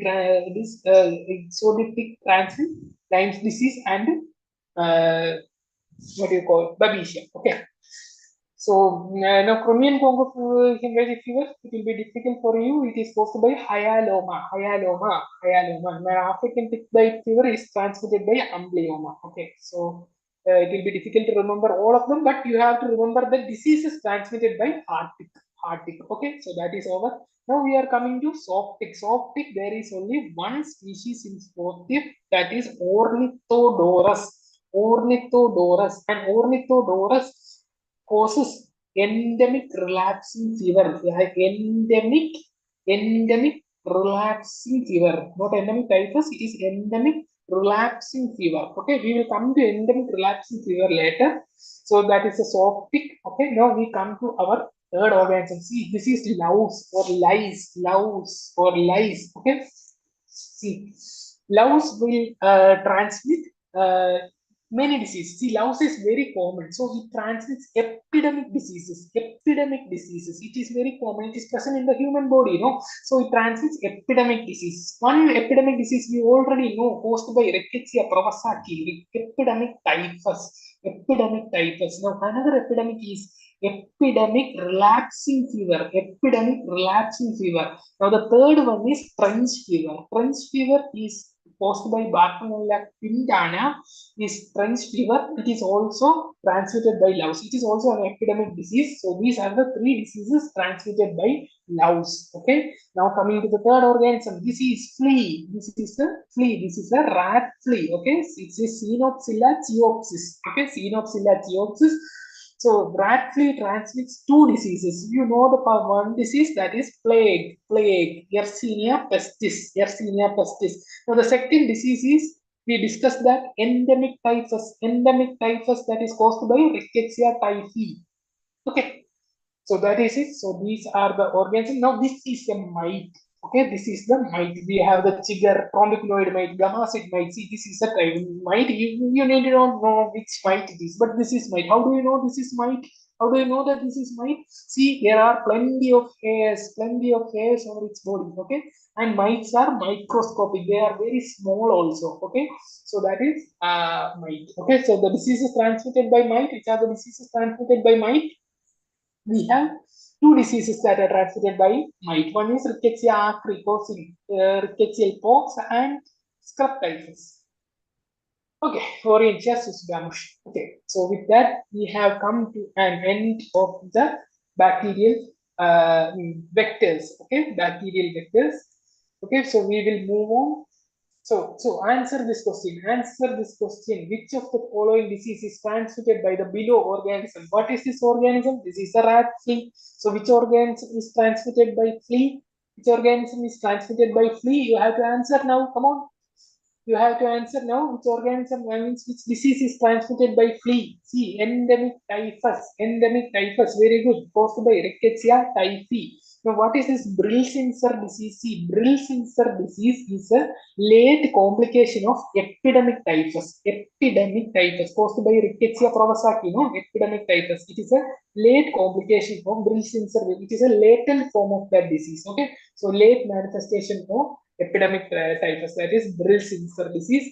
Now coming to our next question. 45-year-old man presented with fever, breathlessness, and endocarditis. He gives history of drinking packaged cow's milk pasteurized by older method. Now, histopathological examination reveals this picture. Most probable organism. What is this organism? This is a new topic we are going to discuss now. What is this organism here? What is this organism? See, fever, breathlessness, endocarditis, drinking packaged milk that is pasteurized by older method. This all points to one disease that is known as Q fever. and Q fever is caused by Coxiella burnetii. Coxiella burnetii. Now, what is this picture here? See, look carefully. What is this picture here? See, this is, what is this? This is a donut. This is a donut. Can you see the donut here?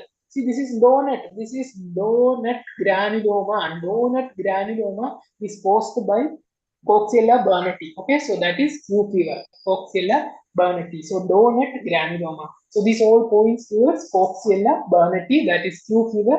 Now we will discuss about, so now see, all these organisms are transmitted by milk. Okay, all these organisms are transmitted by milk. Brucella, Mycobacterium bovis, Listeria, monocytogenes, all of them are transmitted by milk. But the key point is older method of pasteurization. All other organisms are killed by older method of pasteurization. So what is this older method of pasteurization? Heating milk to 63 degrees Celsius for 30 minutes. That is older method. Older method. Okay. Now there is another method known as flash method. Flash method. What is flash method? Heating milk to 72 degrees Celsius for 15 seconds and cooling rapidly to less than 13 degrees Celsius. So this is flash method. Flash method, only flash method of pasteurization can kill Coxiella burnetii. Okay, so older method is not effective against Coxiella burnetii. Okay, so now we will talk about some of the talk about Q fever here. Okay. So Q fever, it is caused by Coxiella burnetii. The transmission, mode of transmission, most common is by infected dust. Okay, infected dust from the feces of infected animal. This is a zoonotic disease. Okay, infected dust, and milk transmission is also present, but it is rare. Okay, now in acute form, it can cause pericarditis, myocarditis. Okay, pericarditis and myocarditis. But in chronic form, it can cause endocarditis. Okay. So that is about Q fever, and it causes the typical donut granuloma. Okay. Now moving to our next question. 12-year-old boy presented with a painless papule in his hand.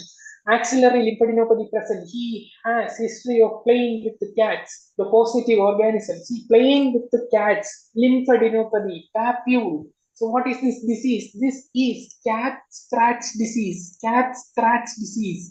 Cat scratch disease that is caused by Bartonella henselae. Bartonella henselae. Cat scratch disease. Okay, so cat scratch disease is caused by Bartonella henselae. Now, Bartonella henselae also causes another disease that is known as bacillary angiomatosis. Bacillary angiomatosis. Okay, so now this organism, Bartonella quintana, it causes trench fever. Okay, now Bartonella bacilliformis. See, I am stressing out here. Bartonella bacilliformis. I am stressing the R here. Bartonella bacilliformis. So it causes Borroya fever. Bartonella bacilliformis causes Borroya fever. Which is also known as Carrion's disease. Carrion's disease. Is just the R there. Borroya fever, Carrion's disease, Bartonella bacilliformis, and the late manifestation of this disease is known as verruga peruana. Again, Bartonella bacilliformis. So it causes Borroya fever, also known as Carrion's disease, and late manifestation is verruga peruana. Okay, so clear, that is clear, and it is transmitted by a sandfly. Okay, sandfly, that is known as Lutzomia. Okay, so that is about Bartonella bacilliformis. Now coming to our next question. A 30-year-old soldier complains of mild fever every 5 days. There are similar complaints among fellow soldiers. All were suffering from lice infestation, positive organism. So we will think about epidemic typhus, okay, lice when we think about, but lice, epidemic typhus is not there. This is fever every 5 days. So what is this disease here? What is the disease transmitted by lice? The second disease, that is trench fever caused by Bartonella quintana. Okay, so that is it.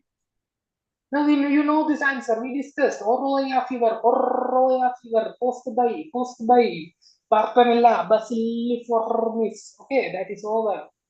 A 30-year-old lady presented with arthralgia, tremor, malaise. She gives history of tick bite. The site of tick bite is shown, causative organism. So what is there in the site of tick bite? See this is targetoid lesion, which is known as erythema migrans, and erythema migrans is typical of Lyme's disease, which is caused by Borrelia burgdorferi.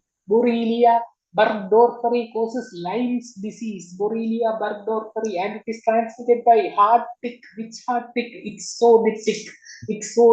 Okay, so this is Lyme's disease, Borrelia burgdorferi, and the selective medium for Borrelia burgdorferi is Barber Stoner Kelly medium, BSK medium. Just for namesake, I am saying that. Okay. Okay, now what else are here? We have Borrelia recurrentis, Borrelia dactoni, Borrelia hemsey. All of them causes relapsing fever. Borrelia recurrentis causes epidemic relapsing fever. Another epidemic relapsing fever transmitted by lice. Okay, Borrelia recurrentis. Now, Borrelia dactoni and hemsey causes endemic relapsing fever. Endemic relapsing fever is caused by soft tick, ornithodorus. Okay, so with that we have come to a conclusion of Borrelia and Bartonella. So now we have come to our next topic. So 45-year-old farmer presents with high-grade fever, chills, retroorbital pain. On examination, calf tenderness, hypokalemia, neutropenia. Eyes are shown below. What is the gold standard reference test? What is this condition? What is this condition here? What do you see in his eye? This is conjunctival suffusion. Okay, calf tenderness, and then neutropenia, hypokalemia. This is Weil's disease, which is also known as leptospirosis. Now, what is the gold standard? Very good. You have answered that. Microscopic agglutination test is the gold standard reference test of leptospirosis. We can find out the serover of leptospira from this test, microscopic agglutination test. Now, what is the standard agglutination test? Standard agglutination test is the gold standard test for brucella. So, for brucella, standard agglutination test. For leptospira, microscopic agglutination test. Now, IgM, ELISA, PCR detecting lip L13 gene, all these can be used for the diagnosis of leptospirosis. But the gold standard reference test is microscopic agglutination test. Okay, so I will just talk briefly on leptospirosis. See, it is a spirochete. So it has endoflagella. So its flagella is endoflagella. Now, how do we see the motility of the organism? It is a spirochete. We use dark ground microscopy. And in dark ground microscopy, what will we see? We will see corkscrew motility, flexion extension motility. These are the main motility that is shown by the spirochete, especially the leptospira. Okay. Now, what is the culture media for leptospira? Culture media for leptospira is EMJH medium. EMJH stands for Ellinghausen, McCullough, Johnson, Harris. Not important for you. Just remember EMJH. Another medium is Cortho, and another medium is Fletcher's. EMJH, Cortho, Fletcher. These are culture media for leptospira. Okay. Now, the treatment of leptospira, for mild case, we give doxycycline. Now, if it is severe, if it is presenting as Weil's disease, what is Weil's disease? It is hepatorenal hemorrhagic syndrome. If it is presenting as hepatorenal hemorrhagic syndrome, then it is severe. Then we give penicillin. We give benzyl penicillin. We can give.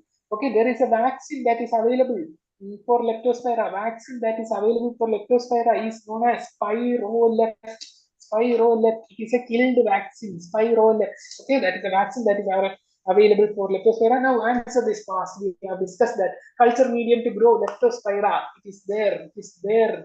See, very good, very good. EMJH medium. A sewer worker comes with high grade fever, redness in the eye, neck rigidity, signs of meningismus.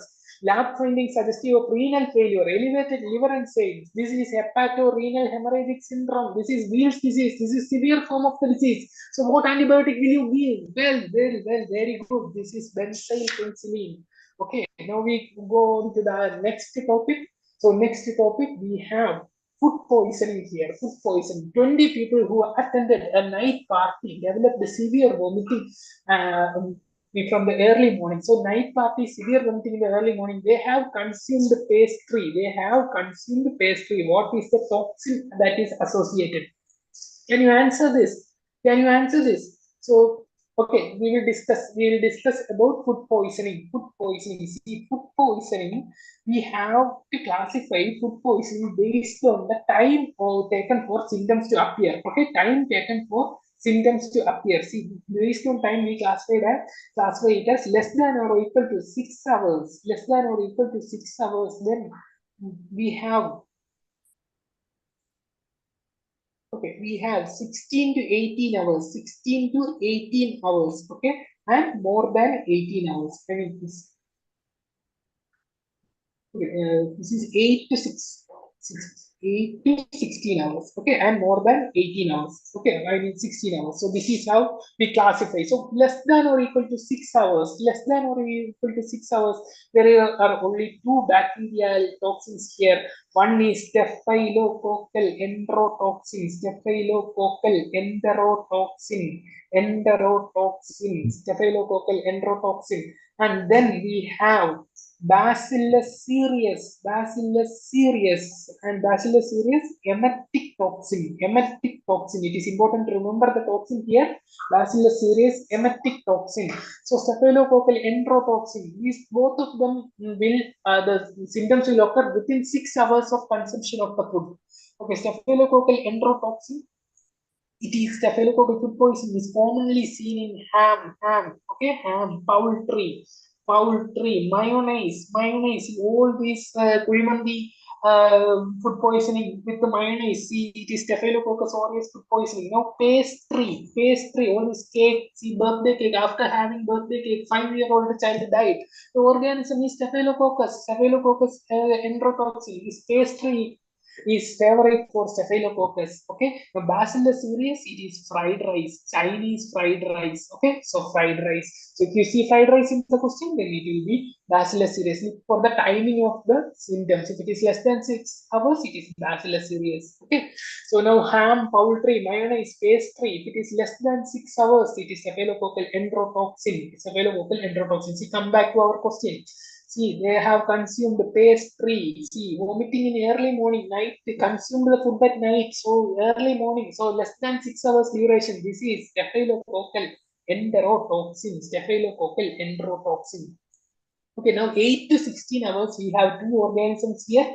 8 to 16 hours. Two organisms are there. One is Clostridium perfringens. It causes gas gangrene, but it can also cause food poisoning. Okay. Another one is again Bacillus cereus, but this time it is diarrheagenic toxin. So symptoms will be diarrhea. Okay, diarrheagenic toxin. These are the two organisms that causes symptoms in 8 to 16 hours, and Clostridium perfringens is commonly seen in beef.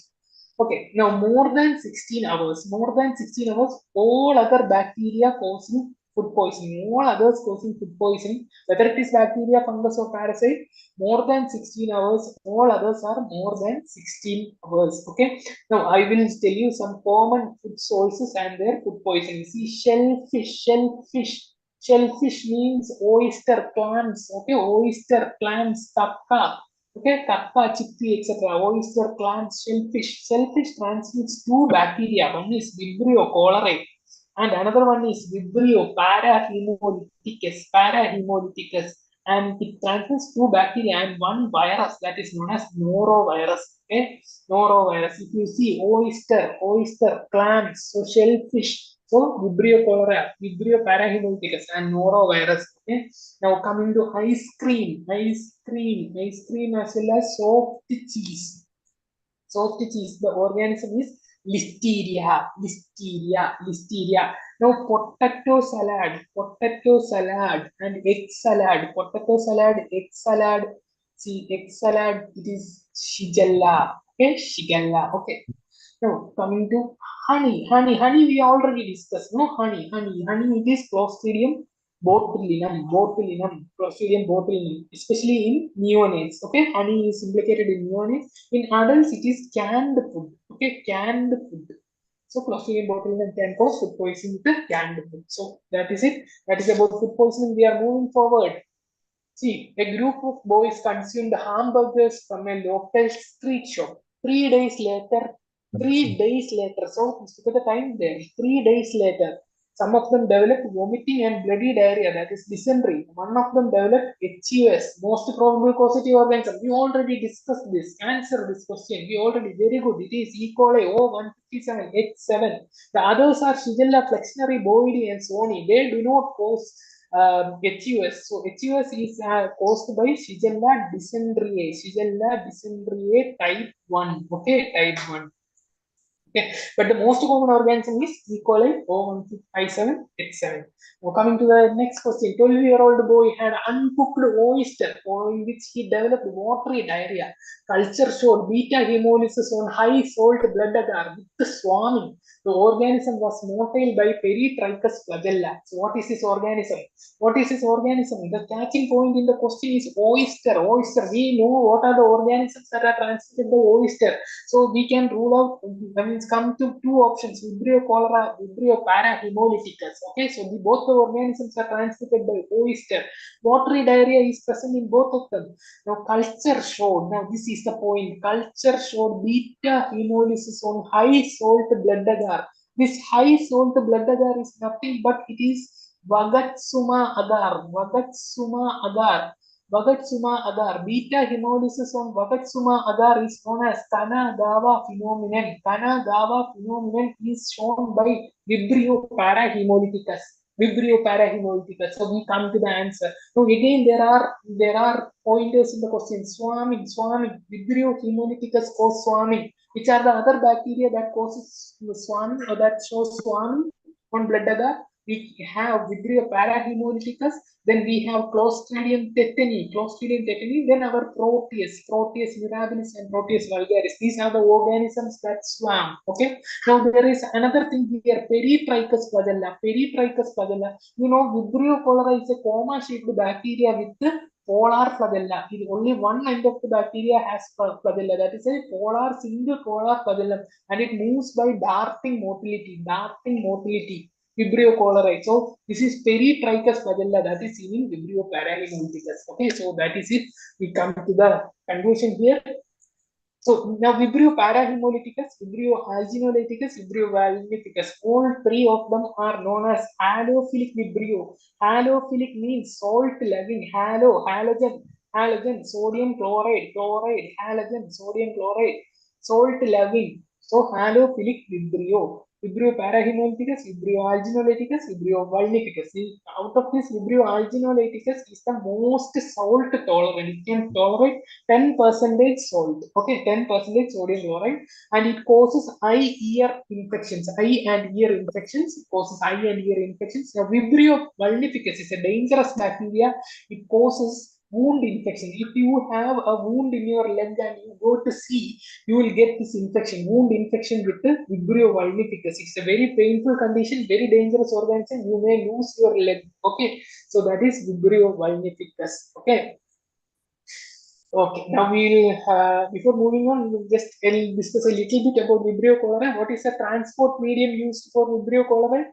We have Venkataraman Ramakrishnan medium, Carey Blair medium, autoclaved seawater. These are the transport media. What is the selective media that is used for Vibrio cholerae? It is TCBS, thiosulfate, citrate, bile salt, sucrose, agar.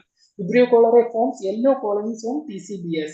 Then there is bile salt agar. That is also selective media in which Vibrio cholerae forms oil drop appearance. Okay, then another media is there, Monceau's GTTA. Monceau's GTTA means Monceau's gelatin taurocolate trypticase tellurite agar. Okay, so these are the selective media for Vibrio cholerae. Okay, now there is another thing I have to tell you. See, Vibrio cholerae, what is it? There is a vaccine available for Vibrio cholerae. Okay, in olden days there was a vaccine available that is known as Shancold. Shancold. Okay, so this is a killed injectable vaccine. Killed injectable vaccine. But now a new vaccine that is developed in India has come. That is known as Kill Cold. Okay, it is developed by Bharat Biotech. Kill Cold. So it is an inactivated oral vaccine. It is a killed oral vaccine. That is a new vaccine that is available for cholera. Okay. Now we will move on to our next question. 30-year-old male who recently visited a sea coast presented with ulcer over left leg, probable causative organism. See, we have discussed this. Answer this question. Answer this. So yeah, very good, very good. Vibrio vulnificus. Now moving on to our next question. A 56-year-old diabetic male met with road traffic accident, suffered injury to his right leg. Later, he presented with severe pain, crepitus, serosanguinous discharge. What is the diagnosis? Picture is given. What is the diagnosis here? This is gas gangrene, and gas gangrene is caused by Clostridium perfringens, Clostridium perfringens. So how will Clostridium perfringens look in gram staining? What will be the gram staining? Gram stain finding of this organism from tissue sample. Answer this question fast. Clostridium perfringens, how will it look like? How will it look like? See, Clostridium perfringens is a spore-forming organism. So, gram-positive bacilli with subterminal spores is what we expect. Okay, gram-positive bacilli with the subterminal spores. Gram-positive with the terminal spore is Clostridium tetani. Subterminal spore is Clostridium perfringens. But there is a catch in this question. See, what is the gram stain finding? From tissue sample. See, remember this. If you take the sample from human body, Clostridium perfringens will not produce spores. You will not see spores from a sample taken from the human body. So tissue sample, you will not see the spores. Only gram-positive stout bacilli is there. Spore can be seen from environmental samples, from soil. If you take the Clostridium perfringens from soil, you can see the spores. Okay, so we will move on to our next question. Now, before that, there are some important reactions that are produced by Clostridium perfringens. Okay, so there are two major toxins that are produced by this organism. One is alpha toxin and one is theta toxin. Clostridium perfringens. So alpha toxin has lecithinase activity. So it produces opalescence in egg yolk agar. Opalescence in egg yolk agar. Now theta toxin has beta hemolytic activity. So it forms target hemolysis in blood agar. Okay, now this organism also shows reverse Campus positive. So for knowing what is reverse Campus, you have to know what is Campus. So see, this is Campus. Campus means Christy Atkins, Munch Peterson. They developed this test. See, to identify Streptococcus agalactiae. So that is group B streptococci. For that, we developed this test. We streak Staphylococcus aureus. Okay, see this Staphylococcus aureus, and we streak Streptococcus agalactiae perpendicular to the streak, and you see an increased arrowhead-shaped hemolysis pointing towards the Staphylococcus aureus. So this is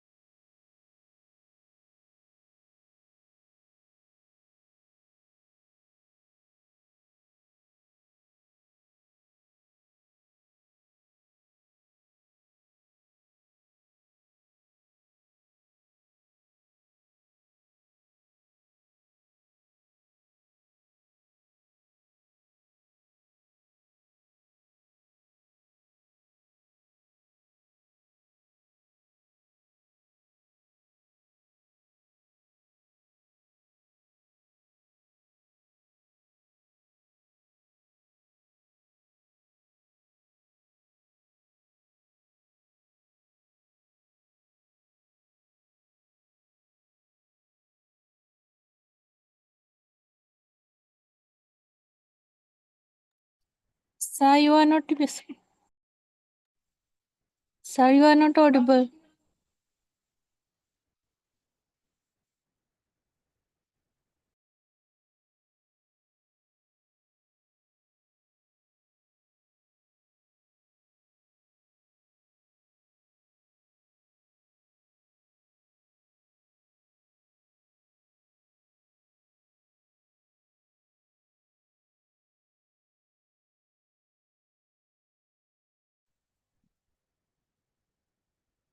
Can't hear you, sir.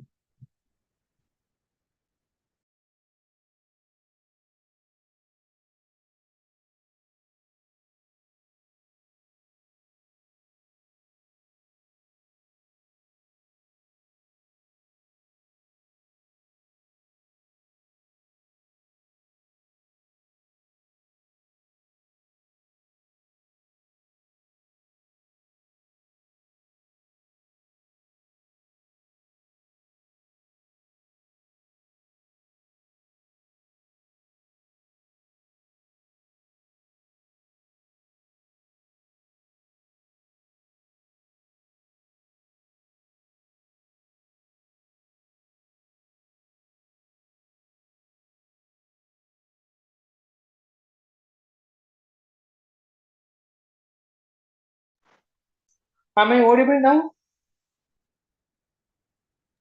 Can you Yes, hear sir. me? Okay. Uh, now the host, please let me share my screen. Yeah, I cannot share my screen now. Can the host help me in sharing the screen? Okay. Now it's available.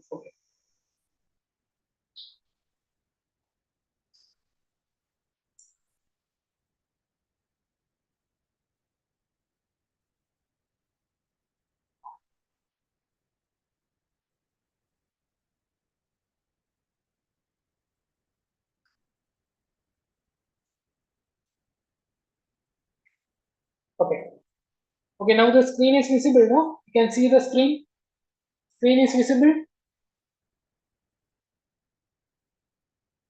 Everything is okay now. You can hear me. Okay, screen is visible. Okay, now we go on. Okay. We don't have much time. A 45-year-old coolie worker presents with the pain and swelling in his neck. The image is shown below. Which of the following is not true?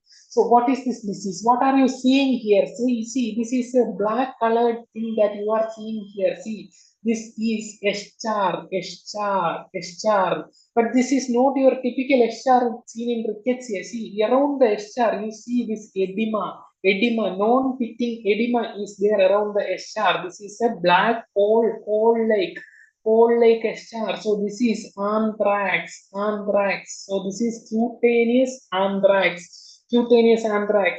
And the first option, first pathogenic bacterium seen under the microscope, that is very much correct. Polander, a scientist named Polander saw that it is the first bacterium isolated in pure culture by Robert Koch. So Koch's postulates are based on Bacillus anthracis. Then it is the first live attenuated bacterial vaccine is prepared against Bacillus anthracis by Louis Pasteur, that is used for animals. Okay, so those are the specialties of Bacillus anthracis.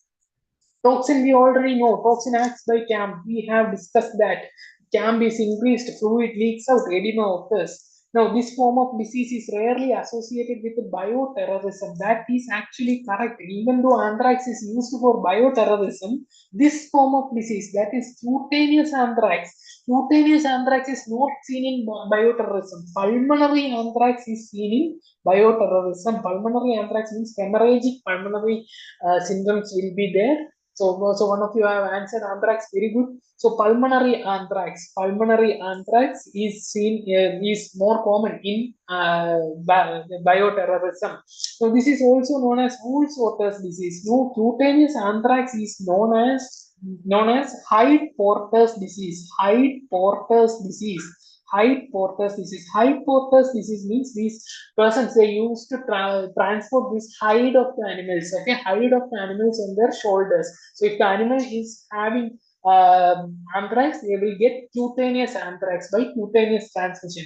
Now, Wool-Sorter's disease, you will get pulmonary anthrax. Wool-Sorter's disease is pulmonary anthrax. Cutaneous anthrax is Hyde-Porter's disease. Okay. Eye-Porter's disease. Now, what are the specialities of anthrax? See, this cutaneous anthrax is also known as malignant pustule. Malignant pustule. Malignant pustule.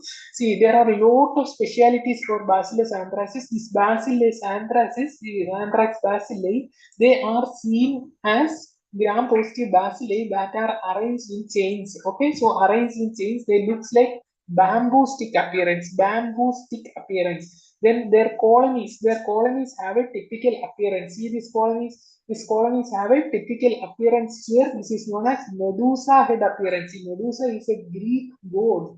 Okay, Medusa is a Greek god with snakes around her head instead of hairs. Okay, snakes. Okay, so this is Medusa head appearance. Medusa head appearance of anthrax. This is the bamboo stick appearance. Selective medium for anthrax is PLET medium. PLET medium. Okay, PLET plet medium. Polymixing lysosome EDTA callus acetate. No need to remember that. Okay, so that is it. Now, in solid medium, if you have add penicillin to solid medium, this Bacillus anthrax will show string of pearl appearance. String of pearl appearance. Okay, so that with that we come to our next question. A 42-year-old farmer, after a thorn prick to his right foot, developed pain and swelling with a discharging sinus. White powdery granules showed acid-fast bacilli. What is your diagnosis? See, acid-fast bacilli is seen. Acid-fast bacilli is seen. What is your diagnosis? Now, what is this condition here? What is this condition here?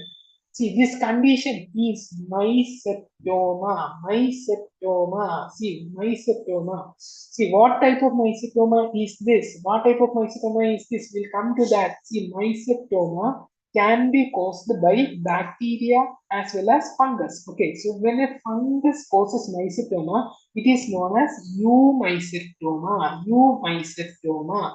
Now, bacteria causes mycetoma. Not all bacteria, but bacteria belonging to the group known as actinomycetes. Actinomycetes, okay? Actinomycetes, bacteria belonging to this group of actinomycetes, when it goes, it is known as actinomycetoma. Actinomycetoma. Now, which are the actinomycetes? Which are the actinomycetes? We have one bacteria known as actinomyces. See the spelling. Actinomyces is a group and the bacterial name is actinomyces. Then we have Nocardia. Then we have Actinomadura. These are the organisms that causes actinomycetoma. But the thing is that the actinomyces does not cause mycetoma. Instead, actinomyces causes actinomycosis. A little bit confusing here, isn't it? See, the bacteria belonging to actinomycete group, when it causes mycetoma, it is known as actinomycetoma. And actinomycetes have actinomyces, Nocardia, and actinomadura. And actinomyces does not cause mycetoma, instead it causes actinomycosis. Okay, causes actinomycosis. Now, we have two bacteria here. Okay, so one is Nocardia and one is actinomyces. So one is Nocardia and one is actinomyces. See, Nocardia and actinomyces. Okay, so both of them produces granules. Okay, Nocardia causes actinomycetoma. But actinomyces causes actinomycosis. And here the granules are known as sulfur granules in actinomycosis. Actinomyces causes sulfur granules, but in Nocardia we have soft lobulated granules. Okay, now Nocardia is acid fast with 1% H2SO4. Okay, so acid fast, but actinomyces is not acid fast. Now, actinomyces produces spidery molar tooth colonies. On solid media. Now, Nocardia causes moist glabrous colonies. On which medium? Algae medium. LJ medium is a selective medium for tuberculosis, but Nocardia grows on it and it produces moist glabrous colonies. Now coming to the question.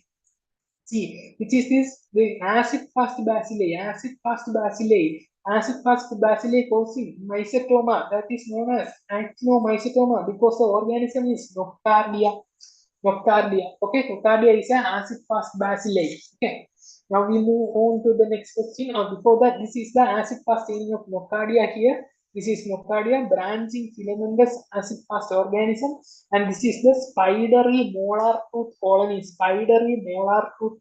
of actinomyces. Okay, now we move on to respiratory. Before we move on to the respiratory system, we will come back to the respiratory system. But before we will discuss CNS first. Okay, CNS first, because we are in shortage of time. So we will discuss CNS first. So CNS. So, 7-year-old child was brought with high fever, projectile vomiting, neck stiffness. His CSF culture on blood agar is shown below. What is the causative organism? What is the causative organism here? See the causative organism. What is shown in this picture? What is there in this picture? See, this is meningitis. CSF is given. What is in this picture? What is the thing that you see? See, this is satellitism. And what is satellitism? See, Haemophilus influenzae grows around Staphylococcus aureus. See, this is Staphylococcus aureus. See, that is Staphylococcus aureus. Then can you see the small colonies that are surrounding the Staphylococcus aureus? That is satellitism. So Haemophilus influenzae shows satellitism. Now why it shows satellitism? See, Haemophilus influenzae requires 2 factors for its growth. 2 factors. So factor X and factor V. Okay, it is not factor 10 and factor 5. It is factor X and factor V. It is hemine, factor X is hemine, and factor V is NAD. Both of these are required for the growth of Haemophilus influenzae. But the problem is that factor X is present in the blood. So from the blood agar, Haemophilus influenzae can use that factor X, but factor V, it is only seen inside the RBC. So in blood agar, the RBCs are intact. Okay, so the RBC, the V is present inside the RBC. Haemophilus influenzae cannot rupture the RBC. So what we do is that we treat with the Staphylococcus aureus, and Staphylococcus aureus, what will it do? It causes beta hemolysis. So beta hemolysis is produced when hemolysis occurs. RBCs are broken and factor V comes out, and so that Haemophilus influenzae will grow around this. So this is satellitism. The organism is Haemophilus influenzae. So we will discuss bacterial meningitis here. See, acute bacterial meningitis.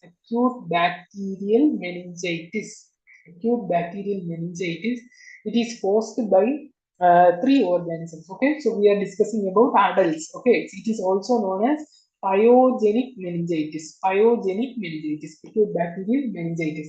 So what will be the CSF findings? The diagnosis is based on CSF. So CSF finding, the neutrophils will be increased. Okay, neutrophils will be very much increased.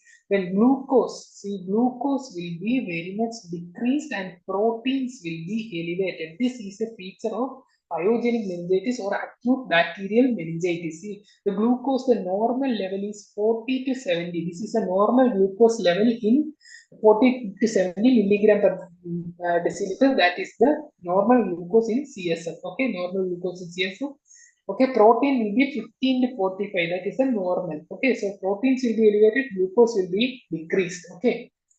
Now, we have 3 organisms causing adult meningitis. Which are the 3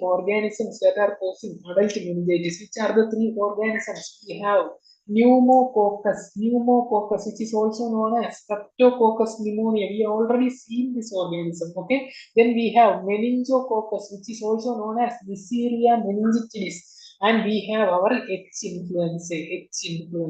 Okay, so Haemophilus influenzae. These are the 3 organisms causing meningitis in adults. Out of this, pneumococcus is the most common. So gram staining, how will the gram staining looks like? See, gram staining pneumococcus will be gram positive cocci in pair with lanceolate shape and capsule. It is capsulated also. So So that is the appearance of pneumococcus. Now meningococcus, they are gram-negative cocci, GNC, gram-negative cocci in pairs, and their shape is half moon or lens shaped, okay. So that is it, and they are also capsulated. Capsule is present. Now Haemophilus influenzae, they are gram-negative coccobacilli, that are pleomorphic. Pleomorphic means different shapes will be there, okay, different shapes will be there. It is also capsulated, okay, capsulated. Now what is the speciality of pneumococcus? It is optochin sensitive,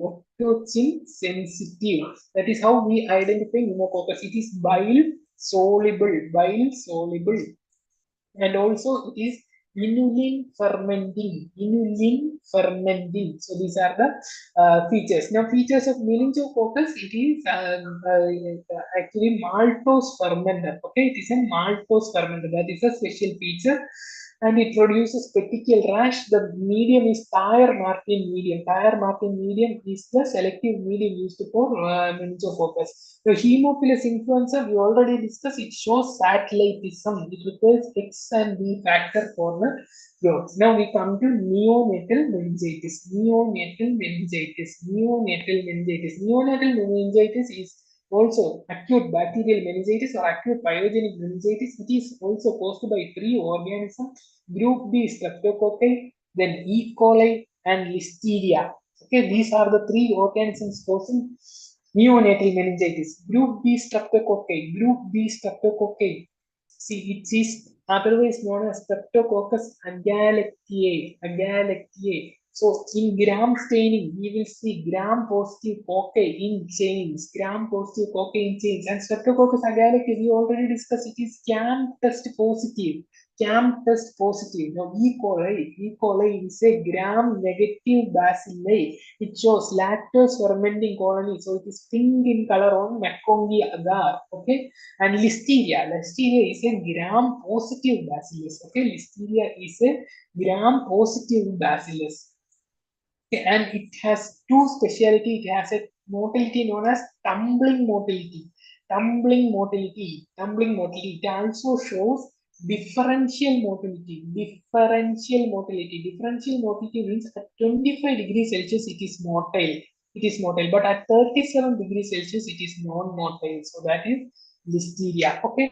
Now all these organisms can be treated with the ceftriaxone. See, all of the organisms except Listeria we treat with the ceftriaxone. Pneumococcus, meningococcus, H. influenza, group B streptococcus, E. coli, we treat with the ceftriaxone. Third generation cephalosporin. For Listeria, we give ampicillin. Now we quickly go on to the questions. Okay, we will go on to the questions. A 23-year-old female presents with fever and altered sensorium for 2 days with the following rash on the legs. Her BP is 70/50 and neck stiffness is present. So meningitis, okay. Lumbar puncture reveals cloudy turbid CSF with 4,200 is the cells. Protein is elevated, glucose is decreased. So the condition is meningitis, and the organism here is meningococci. Why meningococci? Because it causes rash. This is meningococcal rash. This is fulminant meningococcal rash. It is meningococci. So the organism will be seen as gram-negative diplococci that ferments glucose and maltose. Okay, is it clear? Okay. Okay, now we will discuss a little bit of respiratory system, and I will take just 5 minutes for respiratory system, and the genito-ulcerative disease we will discuss in the next class. Okay, so we will discuss a little bit of respiratory system. So here, a 3-year-old boy presents with dysphagia, vomiting, hoarse cry. Throat examination reveals membrane which bleeds on touch. Which of the following is not true? Now, which organism is this? Which disease is this? This is diphtheria, pseudomembrane, diphtheria. So, membrane bleeds on touch. So, that is pseudomembrane. See the pseudomembrane. So, that is diphtheria. So, which of the following is not true? Diphtheria is gram staining shows gram positive club shaped bacilli. That is correct. Okay. Typical arrangements. What is arrangement of diphtheria? Corynebacterium diphtheria. It is Chinese letter pattern or cuneiform arrangement. So it is due to breaking type of cell division. Breaking type of cell division. Suppose this is the bacteria. It divides by breaking. Okay, so breaking type of cell division. So it will be like this. So it will look like Chinese letter. Okay, breaking type of cell division.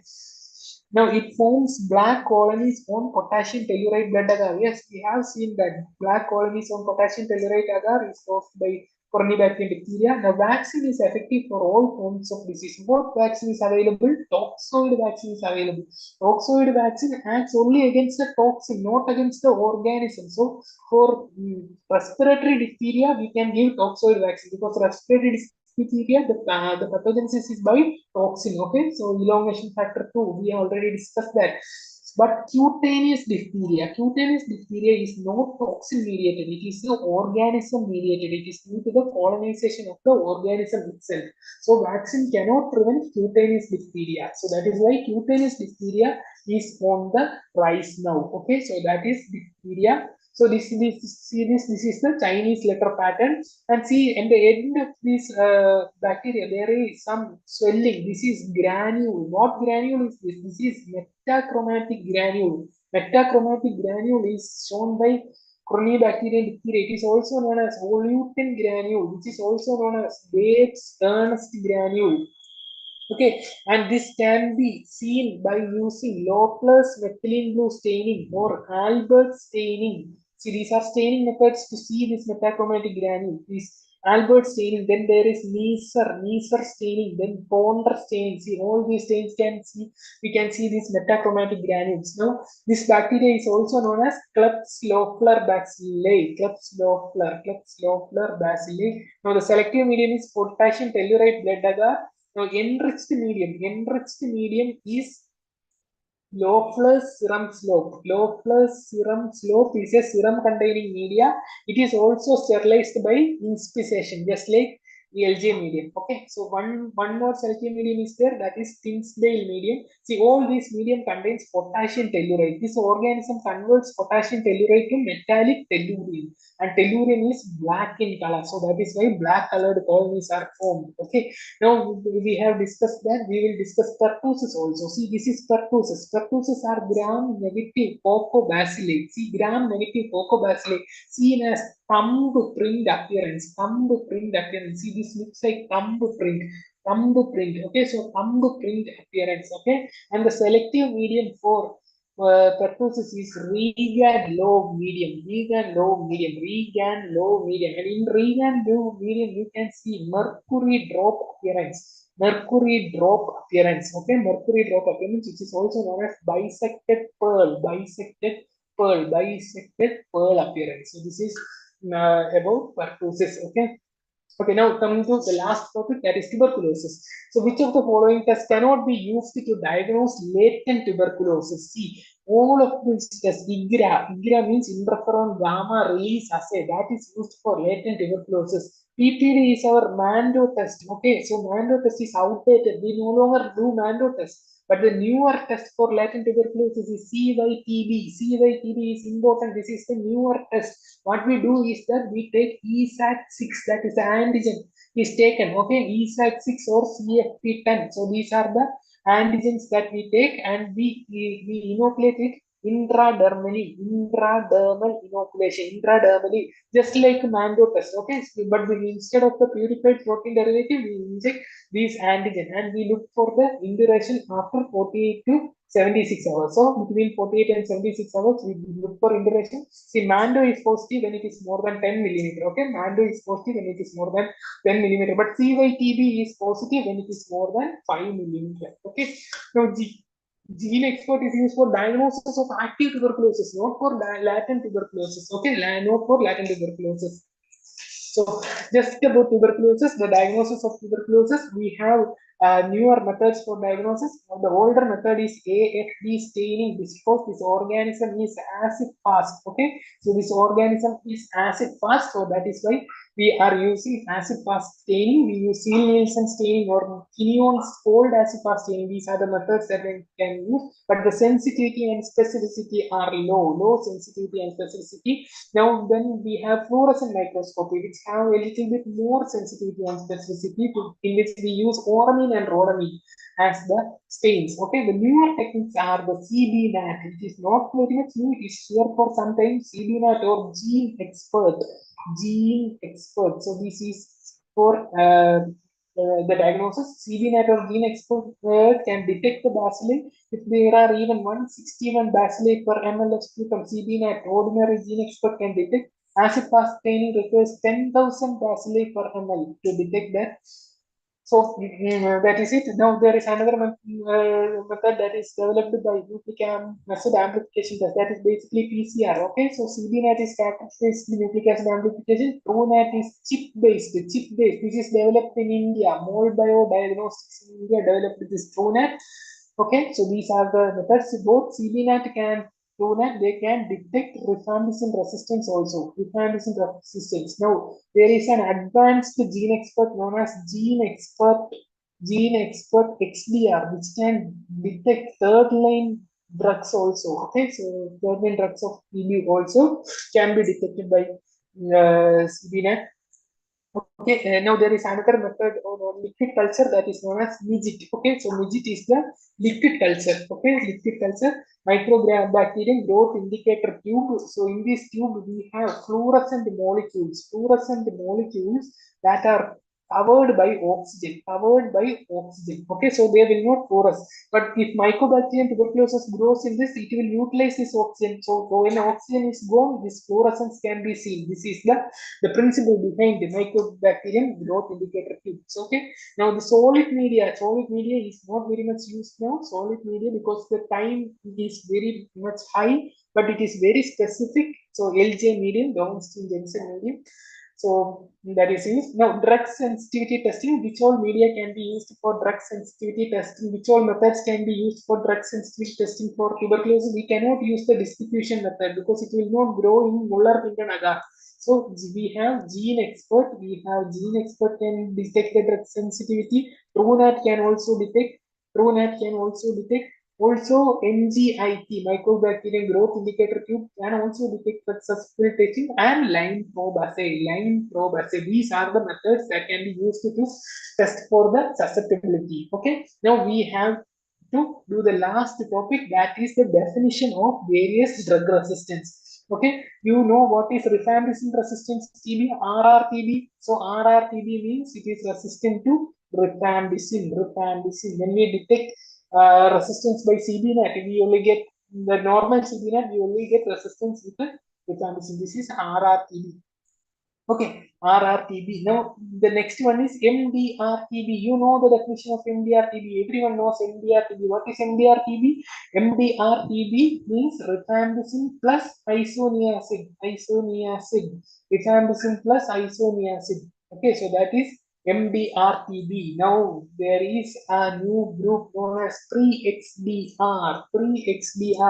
See, pre-XDR means MDRTB plus any fluoroquinolone. Okay, like moxifloxacin, any fluoroquinolone, if it becomes resistant in addition to MDRTB, rifampicin and isoniazid, that is pre-XDR. Okay, pre-XDR. Now, the final one is XDRTB. So XDRTB means that it is resistant to MDR. That means it is resistant to rifampicin, isoniazid plus fluoroquinolone. Okay, so this is the pre-XDR. Now this one plus we have one additional group A drug. Group A drug. Which are the group A drugs? These group A drugs are levofloxacin, moxifloxacin, and bedaquiline, and linezolid. So MDR-TB, rifampicin plus isoniazid plus fluoroquinolone, whether it is levofloxacin or moxifloxacin, fluoroquinolone, and one additional group A drug means effectively it is bedaquiline or linezolid. Okay, so this is XDR-TB definition. Okay, the old definition, that is the injectable second line drug, that is gone. This is the new XDR-TB definition, pre-XDR and XDR. Okay, so with that we are finishing the topic. I know there is a little bit more, that is the genitourinary system is remaining, but we will discuss with the virology, because anyway in virology we will discuss genitourinary system. So we will discuss that. Any missing topic we will cover in the next class. Okay. So with that we are concluding our class today. I hope that it was helpful to you. Okay, so shall we conclude the class? Okay, we are concluding here. Thank you. Thank you, sir. Yeah, thank you.